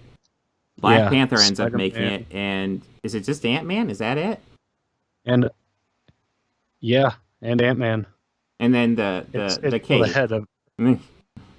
Yeah, well, there's a lot of heroes who also do like the self-sacrifice thing. Hulk self-sacrifice. Well, that's a serious question I have. Did he die? Well, no, because we did see him Hulk out earlier, and they were escaping, and his arm turned right before one bit him. Mm-hmm. Yeah, it bit him, and he just hulked out, and it blocked it. It seemed like, and so he was like, possible he's just hulking out, beating the crap out of stuff. And we do the shit out of zombies. We do get to see that moment. We don't get to see much of it, but Hulk versus zombie Scarlet Witch. Yeah. Fucking holy shit. That was kind of awesome. Yeah. But, yeah. I mean, any appearance of Hulk taking on another Marvel character, whether it be hero or villain, is just always fucking awesome. Just because, you know, like the Hulk is just this unstoppable force and just beat the ever living shit out of stuff. Yeah, that's all he does, and that's why it's always cool to see him fight other things. Yeah. Now, usually you're kind of not on the Hulk side, but the Hulk versus Zombie Scarlet Witch, totally on the Hulk side, don't we? Totally on Hulk side. Go smash, buddy. Yes, that needs to die, buddy. But, excuse me. Yeah. It ends with the stinger, where Thanos is at Wakanda, isn't he? I'm 90% sure. He's at Wakanda. Yeah, he's zombified, and he's got 4 Infinity Stones. Yeah, zombified. Yes. That's it. Yeah. That's me. And I doubt, like, this is like all the other things where there's a stinger, but there's not really, like, gonna be a follow-up. But it's like, I kind of want that fucking follow-up, man. Yeah, I really do, too. That would just be amazing. Come on, guys. Of course, I do have to wonder, are they going to do, like, some sort of sequel to some of these? Yeah, I almost feel like maybe they're going to pick up, like, pieces to these and, like, put them together. Maybe at the end in kind of Avengers-style way. I don't know. Maybe.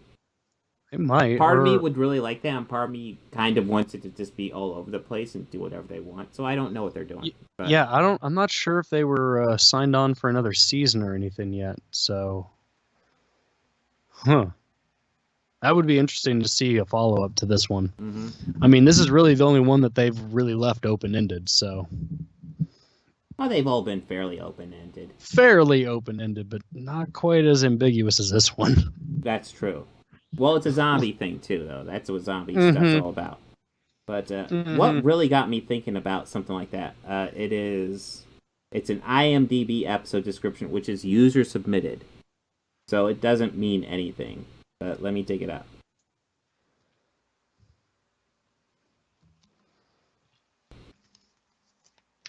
Oh, it's not there anymore. Well, shit. Oh, wait, here it is. Episode 9.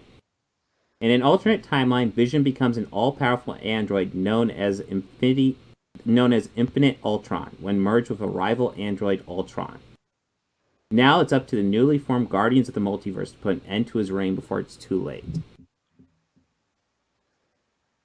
Okay. I don't know if that means anything. It could mean nothing, but I'm like, that sounds fucking crazy. And it's like, are they doing something like that? Because we got Captain Carter, we got T'Challa as Star-Lord, we have all these characters that we could pick out. We could do evil or good Doctor Strange.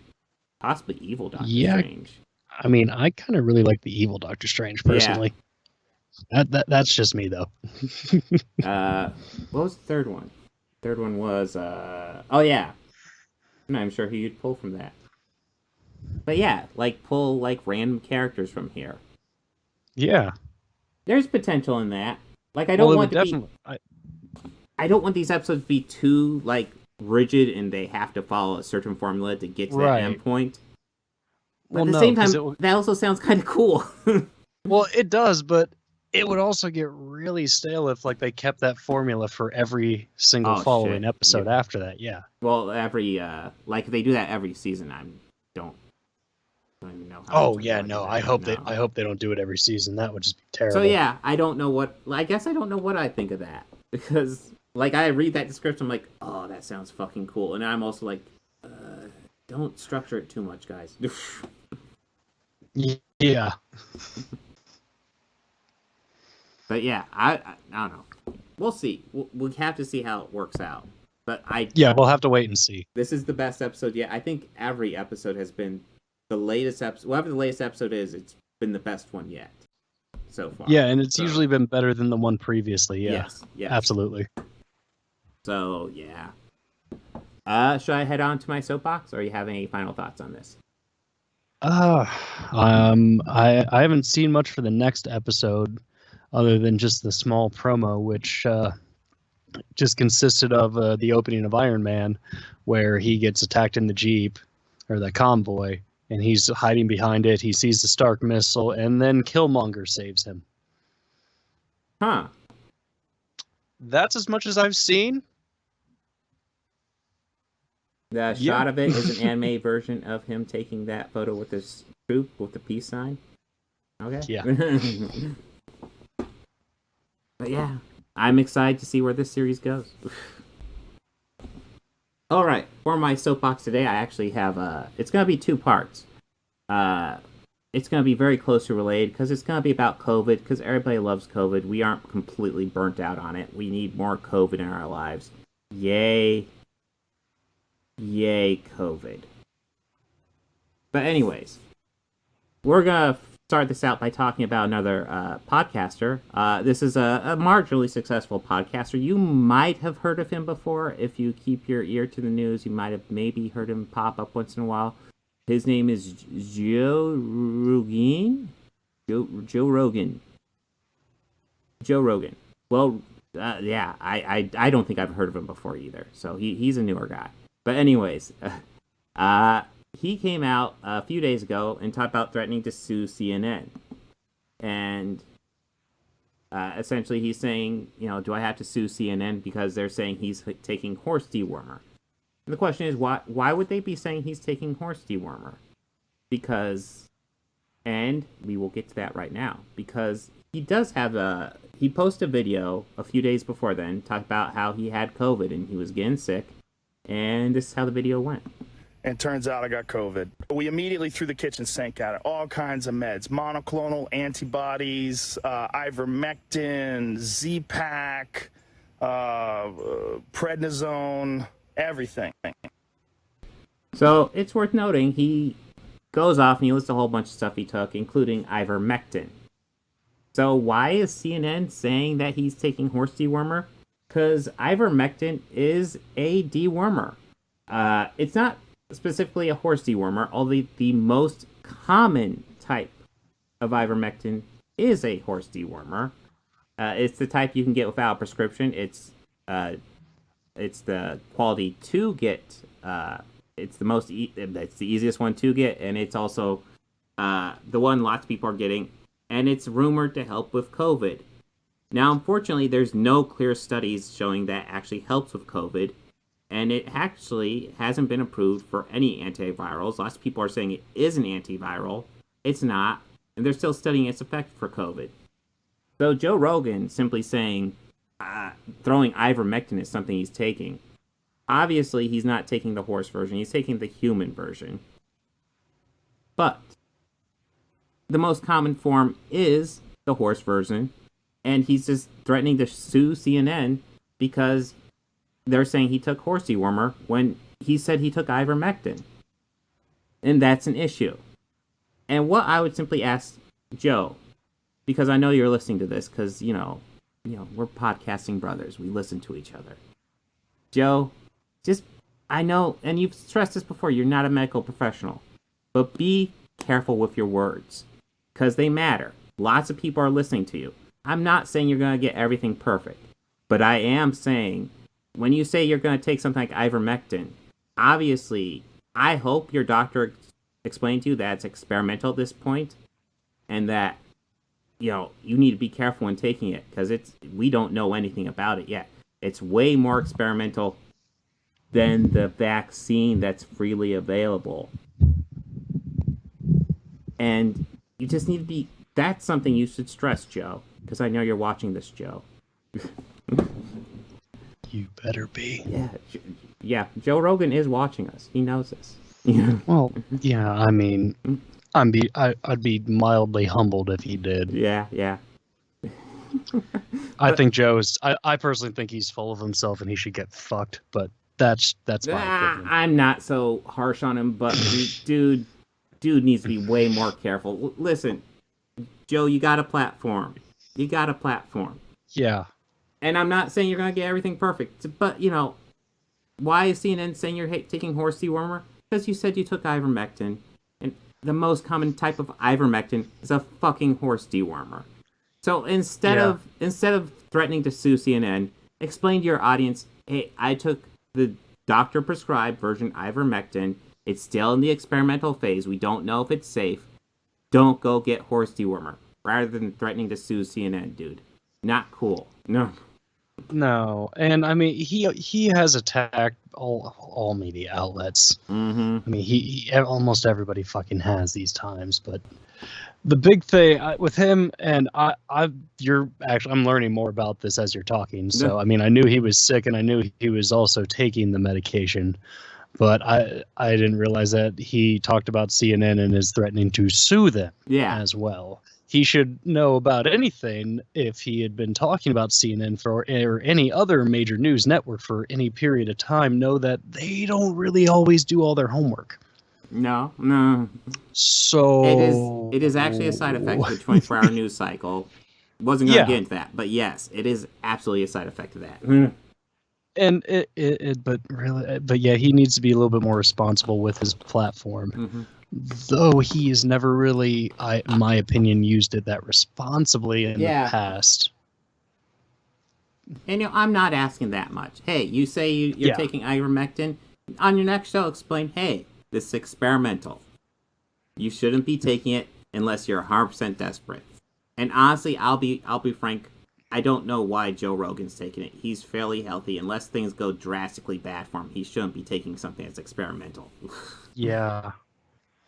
Unless there is something seriously wrong with him, Remdesivir is the medication that is approved. Also, he brought up the monoclonal antibodies as super effective. I don't know why he would take ivermectin if he's doing those things. It's like, dude, you got the money. I could say he's just saying it to name drop so he could, get some right-wing support, but I don't know. He could also just not be doing his homework, which is, I also feel very possible with him. Yeah. But that is probably also more than likely what's up. Mm-hmm. But yeah, now I'm going to segue into the second part, and I'm actually going to cut away from you, Bobby. Okay. So, I fixed the rain though. Well, once you, I can cut back to you once I finish my whole little spiel here. Oh, I cut off the wrong thing. I'm going to have to do editing this one. I couldn't. God damn it. So anyways, now we're getting on to more COVID stuff, because Joe Biden has officially done a pseudo vaccine mandate. He hasn't gone full-fledged, everyone has to get the vaccine. Although I guess all vaccine mandates are kind of the way he does this. If you're a company of over 100 people, he is mandating that you get all of the people under your employ vaccinated, which is going to cover about 80 million Americans. Now, on the face of it, do I love the idea of a vaccine mandate? This early on, I'm not thrilled with it. But that being said, I don't know what else we do in this situation. We literally have a virus that is mutating. And the longer we wait, the faster it mutates. We're already on the fucking Delta variant, and Lambda variant is coming up fast. We don't know how long we have until we can stop this thing. And right now we have a vaccine that is fairly effective. And I see people online saying, oh, well, you know, most of these vaccines have like 10 years. You can't fucking wait 10 years. By the time 10 years comes around, we're going to be like, how much the population is going to be dead from this fucking COVID? Well, right now we have a vaccine that works. And the only way we can really get to work is if everybody takes it. And I've even thought about, we have 2 options at this point, and I haven't seen anybody propose another way out. 2 options. 1, we pretty much can fully reopen, but we gotta get everyone fucking vaccinated who can get vaccinated. So if you have like some sort of medical issue, get yourself a doctor's note that you can't get vaccinated. And obviously if you're under 12, you can't get vaccinated. That's fucking it. We gotta get everybody else vaccinated. Or option 2, we wait for this thing to fucking mutate until it just wipes out human civilization as we know it. Because that's the path we're on. For all we know, the next variant's going to just start... Well, if the next variant starts leaking around and killing off our best virologist, what are we going to do then? We're fucked. This is not really a choice. I mean, you want to talk about how, you know, we have rights. The rule with rights in this country has always been fairly simple. Your rights end when they infringe on someone else's rights. And right now, it's fairly simple. The unvaccinated are infringing on the rights of the vaccinated. Because we're fairly safe from this virus. They're not. So now we have to change how we live to accommodate them when they could just get the vaccine, which has now been fully approved and is about as safe as it's going to get. So, am I pro-mandate? Am I behind Joe Biden on this call? Yeah, I kind of am, simply because I have not seen anyone else come up with another solution to this thing besides getting everyone fucking vaccinated. I think I can't stress the seriousness of this virus, because I'm going to tone it down. Because I'm going to go ahead and go into my personal story. Because COVID went through my family in January. I got better from it. I got sick, got better from it. My mom and my dad were hit fairly hard. After about a week, almost like clockwork, my mom got better and my dad got worse. And he was in the hospital for at least a week. And there was quite a few times where I wasn't sure if he was coming back. Fortunately, the local hospital here in Oxford actually has kind of an amazing record with COVID. As of the time he left, they have had 0 COVID deaths in that hospital. And they said he was the closest they came. I hope he's okay with me talking about this, because this was a terrifying time in my life, and it's about all I could do to keep it together during this time. Now, he's fully vaccinated now. However, here's the part I've told almost nobody. I went on vacation in early August. He wasn't feeling well when I started my vacation. And he ended up having to go to the hospital almost as soon as my vacation started, because he was undergoing renal failure. He was in the hospital for most of my vacation. And here's the deal. It's kidney failure. And if you don't know what renal failure is, kidney, I had to Google it. And it's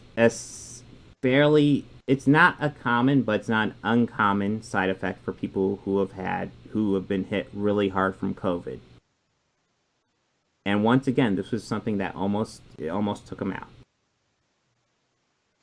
And this is why I cannot stress how serious we need to take it. Because I see people online talking about how this isn't even a real virus. And this is real, man. This is...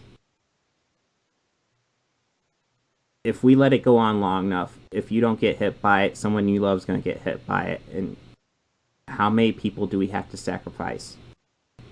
How many people who are doing the responsible thing and doing everything they can to fight this virus, how many of those people do we have to sacrifice before the other people decide to go ahead and get a vaccine? And here's the thing I want to stress. If we get everybody vaccinated, is there a 100% chance we beat this thing? And sadly, the answer is no. There's never a 100% chance in life. But it's a possible solution. And at this time, it's the only possible solution we have. We have to pursue it. And if someone else has a solution, I am all ears. Give me your ideas. But if you're going to start telling me it takes some dewormer, I'm sorry. If you're going to start telling me this is a fake virus, I'm sorry. This is not a fake virus. It's a real virus. People are dying from it. These are not people who are dedicated to the lie. These are just normal people like you and me. And almost all the deaths from COVID right now are actually preventable if we could just get everybody vaccinated. So, you may not like getting a vaccine. I'll be blunt. I didn't like getting a vaccine, but I got it. And do you want to know why? Because it was the responsible thing to do. It was what we need to do as a country, but also as a planet to move forward from this thing. We need to stop COVID. Either we get vaccinated and we fight COVID, or we let it just overtake us. So, yeah. At the end of the day, I'm 100% behind this COVID mandate. If anything, I'd say it might be too light, because we need to win it. I mean, you might argue it's authoritarian, and I would even argue I hate being authoritarian. I hate it, but you know what? There are times when it has its place. Let's say you have a child, and you have something hot in the oven. You're going to tell them not to touch that oven. Is that authoritarian? Yeah. They have the freedom to touch that and burn themselves. But you tell them not to do it because that's what needs to be done.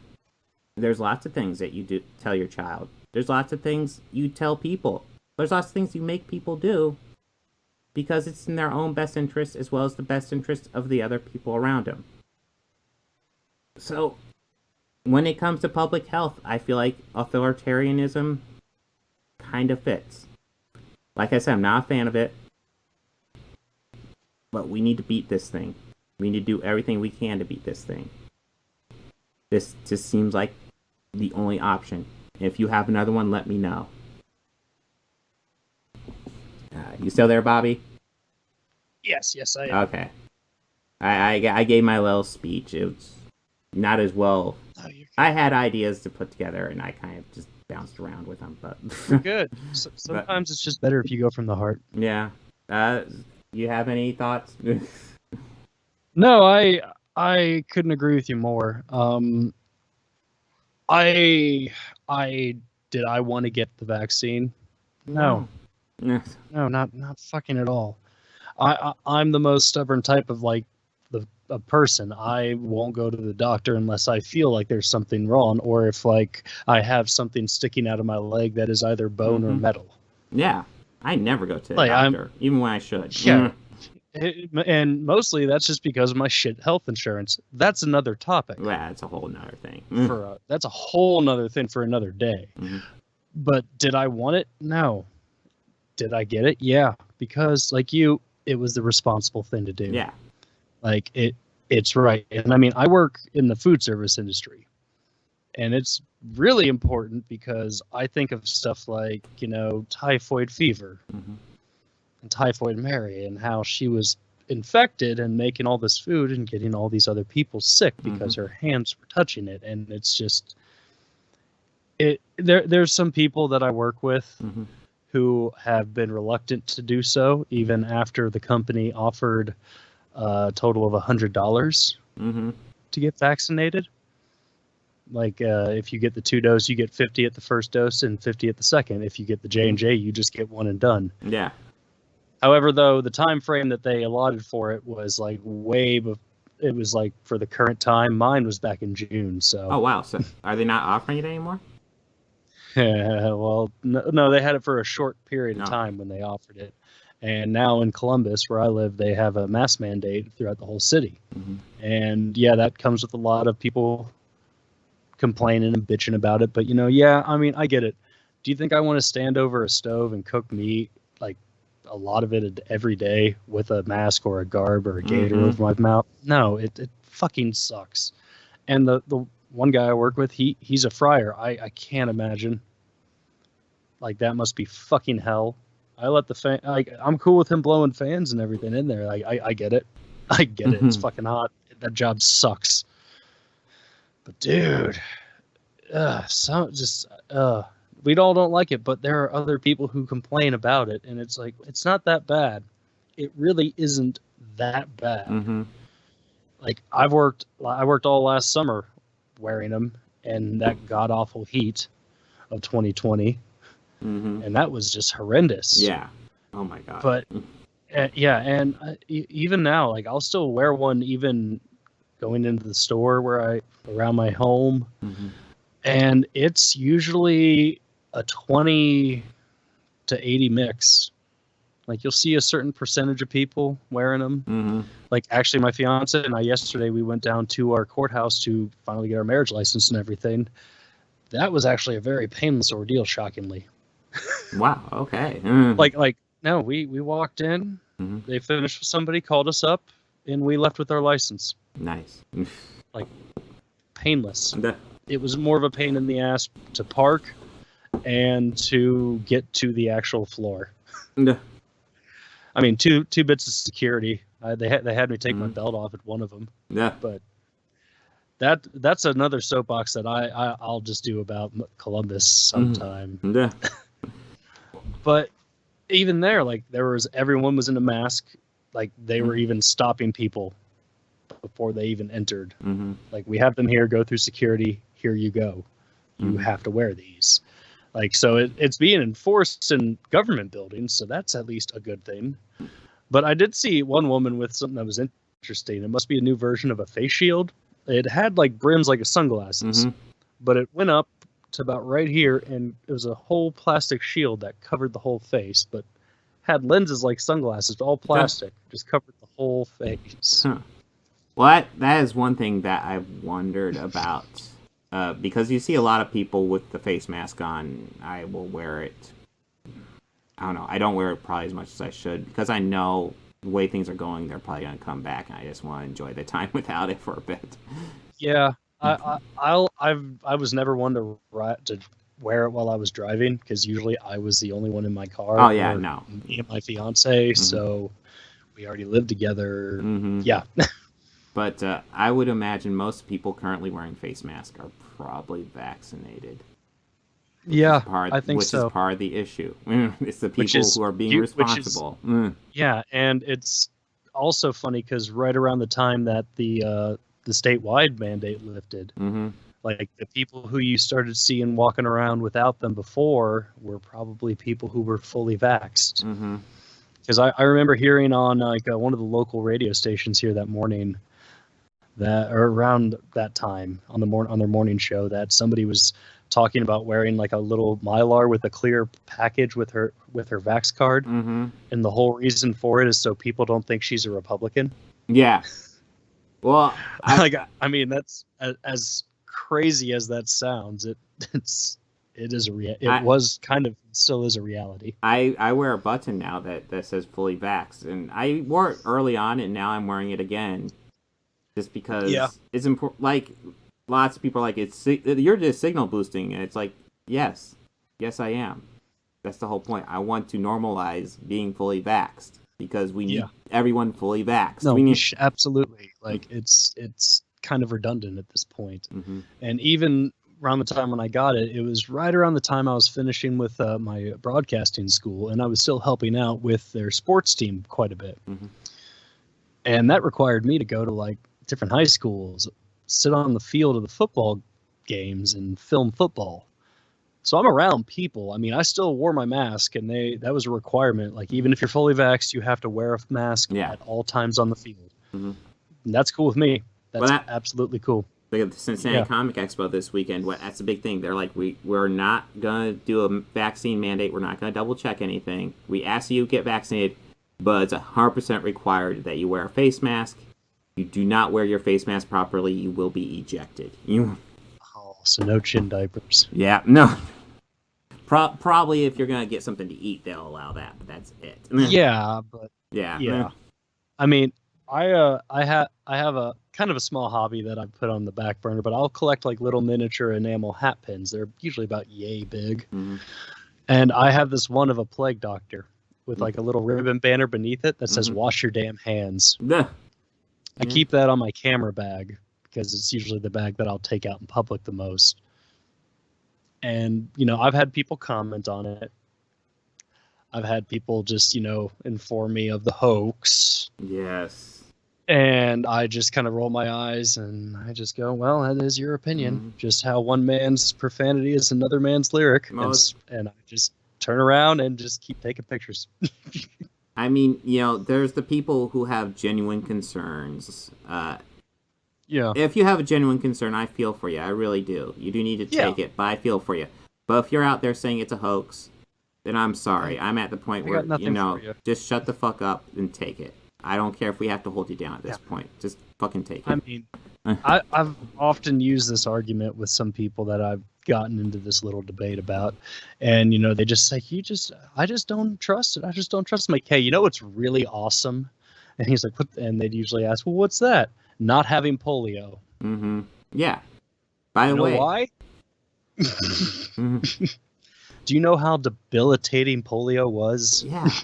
We have a polio vaccine mandate. We have a measles vaccine mandate. And honestly, with how bad COVID is, it only makes sense to have a COVID vaccine mandate. Yeah, it's natural evolution. It is. It's common evolution, or as I just say, this is like middle school health class. Yeah. I mean, you could say, well, we can take a choice on the flu vaccine. Yeah, the flu isn't as bad as these things, though. Some things are fucking bad. Like, this is just, it's out of hand at this point. Yeah. I mean, I'm behind Biden's mandate with companies. It's a good thing, and especially for the service industry. I mean, this disease has hit the service industry, and I sometimes think it's like unrepairable damage to an extent. There's still like a lot of people, and again, this is just other issues. I don't want to make it sound that I work in the industry and I know the wages are shit, but nobody wants to work at those jobs, and it's because of that is killing it, and people are finding more means of better money doing nothing or collecting, or other places are offering more, but those places aren't service because those owners really don't like to pay. Yeah. No, again, that's a whole nother thing. It's a frustrating cycle. It's a whole frustrating thing. Well, I'm seeing it where I work too, because a lot of people who are still there are the people who have been there for a while, and because it's a union job, we've accrued some benefits, so we don't want to leave. But that's one of the tricks of that job. Yeah. When you first start out, you don't have union for a little bit. Yeah. So, when you first start out, it's gonna suck balls. It's gonna everywhere. Yeah, everywhere does. Yes, even like non-union jobs. Well, even with the union at this job, it's not great. But you know what? I got probably. I know I have at least 3 weeks vacation. I don't know what's gonna be when I hit my anniversary next month, but pretty good amount of vacation. My pay keeps on going up every couple months. I'm doing okay. But if I was just starting out there, fuck. I don't want to work in the public for the starting wage. Are you serious? COVID? Are you? Yeah. Just, I don't know. And, I mean, I know that there'll still be the people protesting in front of the governor's house or the state house downtown. There's one almost every other week now. I just try not to, as much as I hate it, I just don't go downtown to take pictures anymore. I'll just try and get to a park. Well, all I can say is it seems like we might be turning a corner, but we got to get shots in arms. No, we do. Like, people got to just get the jab. And I mean, this whole thing is just so frustrating. It should just be the betterment of mankind. Yes. And your fellow human beings. It's something as simple as that. I mean, other countries have gotten on it. Mm-hmm. It's Why? It's tough for us to push out the vaccine if we can't get everybody vaccinated over here. And that's part of it, too. Yeah. There's just a lot of people who have their reservations. Now, Mm-hmm. again, like you said, if there's a medical thing, I completely understand. Yeah, go get your doctor's note. I get it. Yeah. And, just please continue to be responsible. I mean, if you have been so far. The easiest one I could think of would be anybody who's had some sort of organ transplant, anti-rejection drugs. They can actually take the vaccine, but the rejection drugs are just going to destroy it, so it doesn't mean anything. So they can't get it. So even if they take it, they can't get it. It's not going to happen because it's essentially a waste dose. Yes. Yeah. And you need everybody else vaccinated to protect people like that. Yeah, but it's very frustrating. Yeah. Well, I think this was a fun episode. I'm going to say it. X-Men, Slipstream. I think What If Zombies was the high point. Yeah, that definitely was. I love that one. But yeah, I don't know. I did really want to share my COVID story, and I'm getting so many people pissed about the mandate. And it's like, dude, I keep on saying this. What's your other choice? What's your other option? Yeah. What you got? If you can't give me something, then shut up. Let's hear it. Yeah. Let's hear it. Anything you want to plug? I know, yeah, I say that every time. I still have episodes you're releasing episodes stuff. being published. Yeah, they're all set to publish. I'm debating whether or not to release a few funny edit stuff I did. Yeah, you sent me one that was good. Yeah, earlier. that was good. Yeah, I haven't sent you the kaiju one yet. No, that's right. Yeah. Also worth noting, subscribe to Bobby Quarters. Yes. I put a post on my channel to subscribe to Bobby Quarters. And that post has 13 likes. And how many subscribers do you have, Bobby? Let me check right now. Slipstream just caught it was just so captivating that I just had to, let me move this window. Can I move this window? I cannot. Cancel. There we go. 3 more. 8. Yeah. So you 3 new ones. Welcome and thank you. You guys are awesome. You got 8 subscribers and that post got 13 likes. What are the other 5 people doing? I don't know. I want to know. I commented on that post. Guys, I also see that there's views too. There's also views. Hey. They have watched some of the true crime stuff. Hey. They listened to one podcast. Yeah. My very first one. So yeah, all I can stress is go to Bobby Quarters, subscribe, and hit the bell icon. And there's a fun fact. In the thumbnail for the intro video that I made for the very first episode, the Ken Rex McElroy, who, if you haven't watched that one yet, Bob, man, I would love to dive into that one. Ooh. Revisit that one a little bit, because that's a fun story. Okay. Well, interesting story, to say the least. But I'm wearing the same hat. Yeah. Oh, yeah. I can see in the thumbnail. And that was my favorite studio to record in at the college. Okay. It just had a great room sound for recording vocals. Yeah. And the rest of them is all filmed in this closet. I just turned the overhead light off. In a similar setup to this, only no microphone in those. Yeah. Well, there isn't one, but it's a prop. Let's see. Well, next week, do you have best trash setup, or should I pick something? I have one in mind that's a little bit easier to get through. Ooh, what do you have in mind? The monster from Prehistoric Planet. I mean, it sounds great. So, I think I'm kind of on board. What did you have in mind? Oh, I think I'm gonna surprise you with it when we're actually gonna do it. We're gonna hold on. I got a couple in mind. Oh, okay. This one is definitely on YouTube. So Okay, Monster from Prehistoric Planet. yeah, I got Cincinnati 67. Comic Expo this weekend, so I will I'll definitely be getting coverage of it, and if nothing else, I'll be talking about it. Although I'll probably get like something put together for the podcast specifically, because I was thinking of stuff for the podcast and for my channel as well. Okay, yeah. If But yeah. you want a little editing, anything for the podcast, just fire it my way. I can chop it together in Premiere for you. No, If you give me an you're order. not the only one with Premiere. Come on, man. I want to. Oops. We'll see. But yeah, maybe. All right. But guys, we'll definitely do the new What If. I don't think there's a new movie coming out. No. I think. I mean, we could put up another poll, see if, or we could just move right along to X2. So, well, let's see. I'll put that in the poll, but yeah, I'll go ahead and do a poll. And so vote in the poll to find out what we're going to cover next time in the podcast. I don't think next Or you big guys movie could is surprise possibly us and until... vote Steel. Oh, God. Don't make me do Steel. Encourage Now that I've us. said don't make me do Steel, all you fuckers are going to vote for Steel, aren't you? Do it. All right. Well, 'Cause, I mean, if they do, trust me, Monster for Prehistoric Planet will be the perfect palate cleanser. Oh, God. Well, everyone have a good one. We'll see you sometime next week. Yes.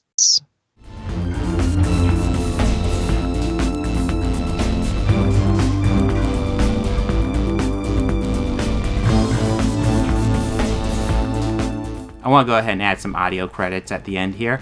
The theme music you're hearing at the beginning and end of this podcast was written and performed by George Johnson, a very good friend of mine.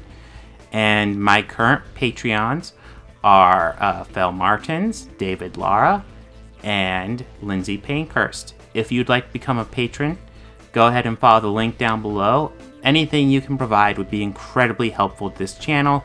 We're barely limping by right now. I'd love to make this my full-time job, but I'm miles away from that right now. So any help you could provide, just $1 a month would be amazing. You know you want to. All your friends are doing it.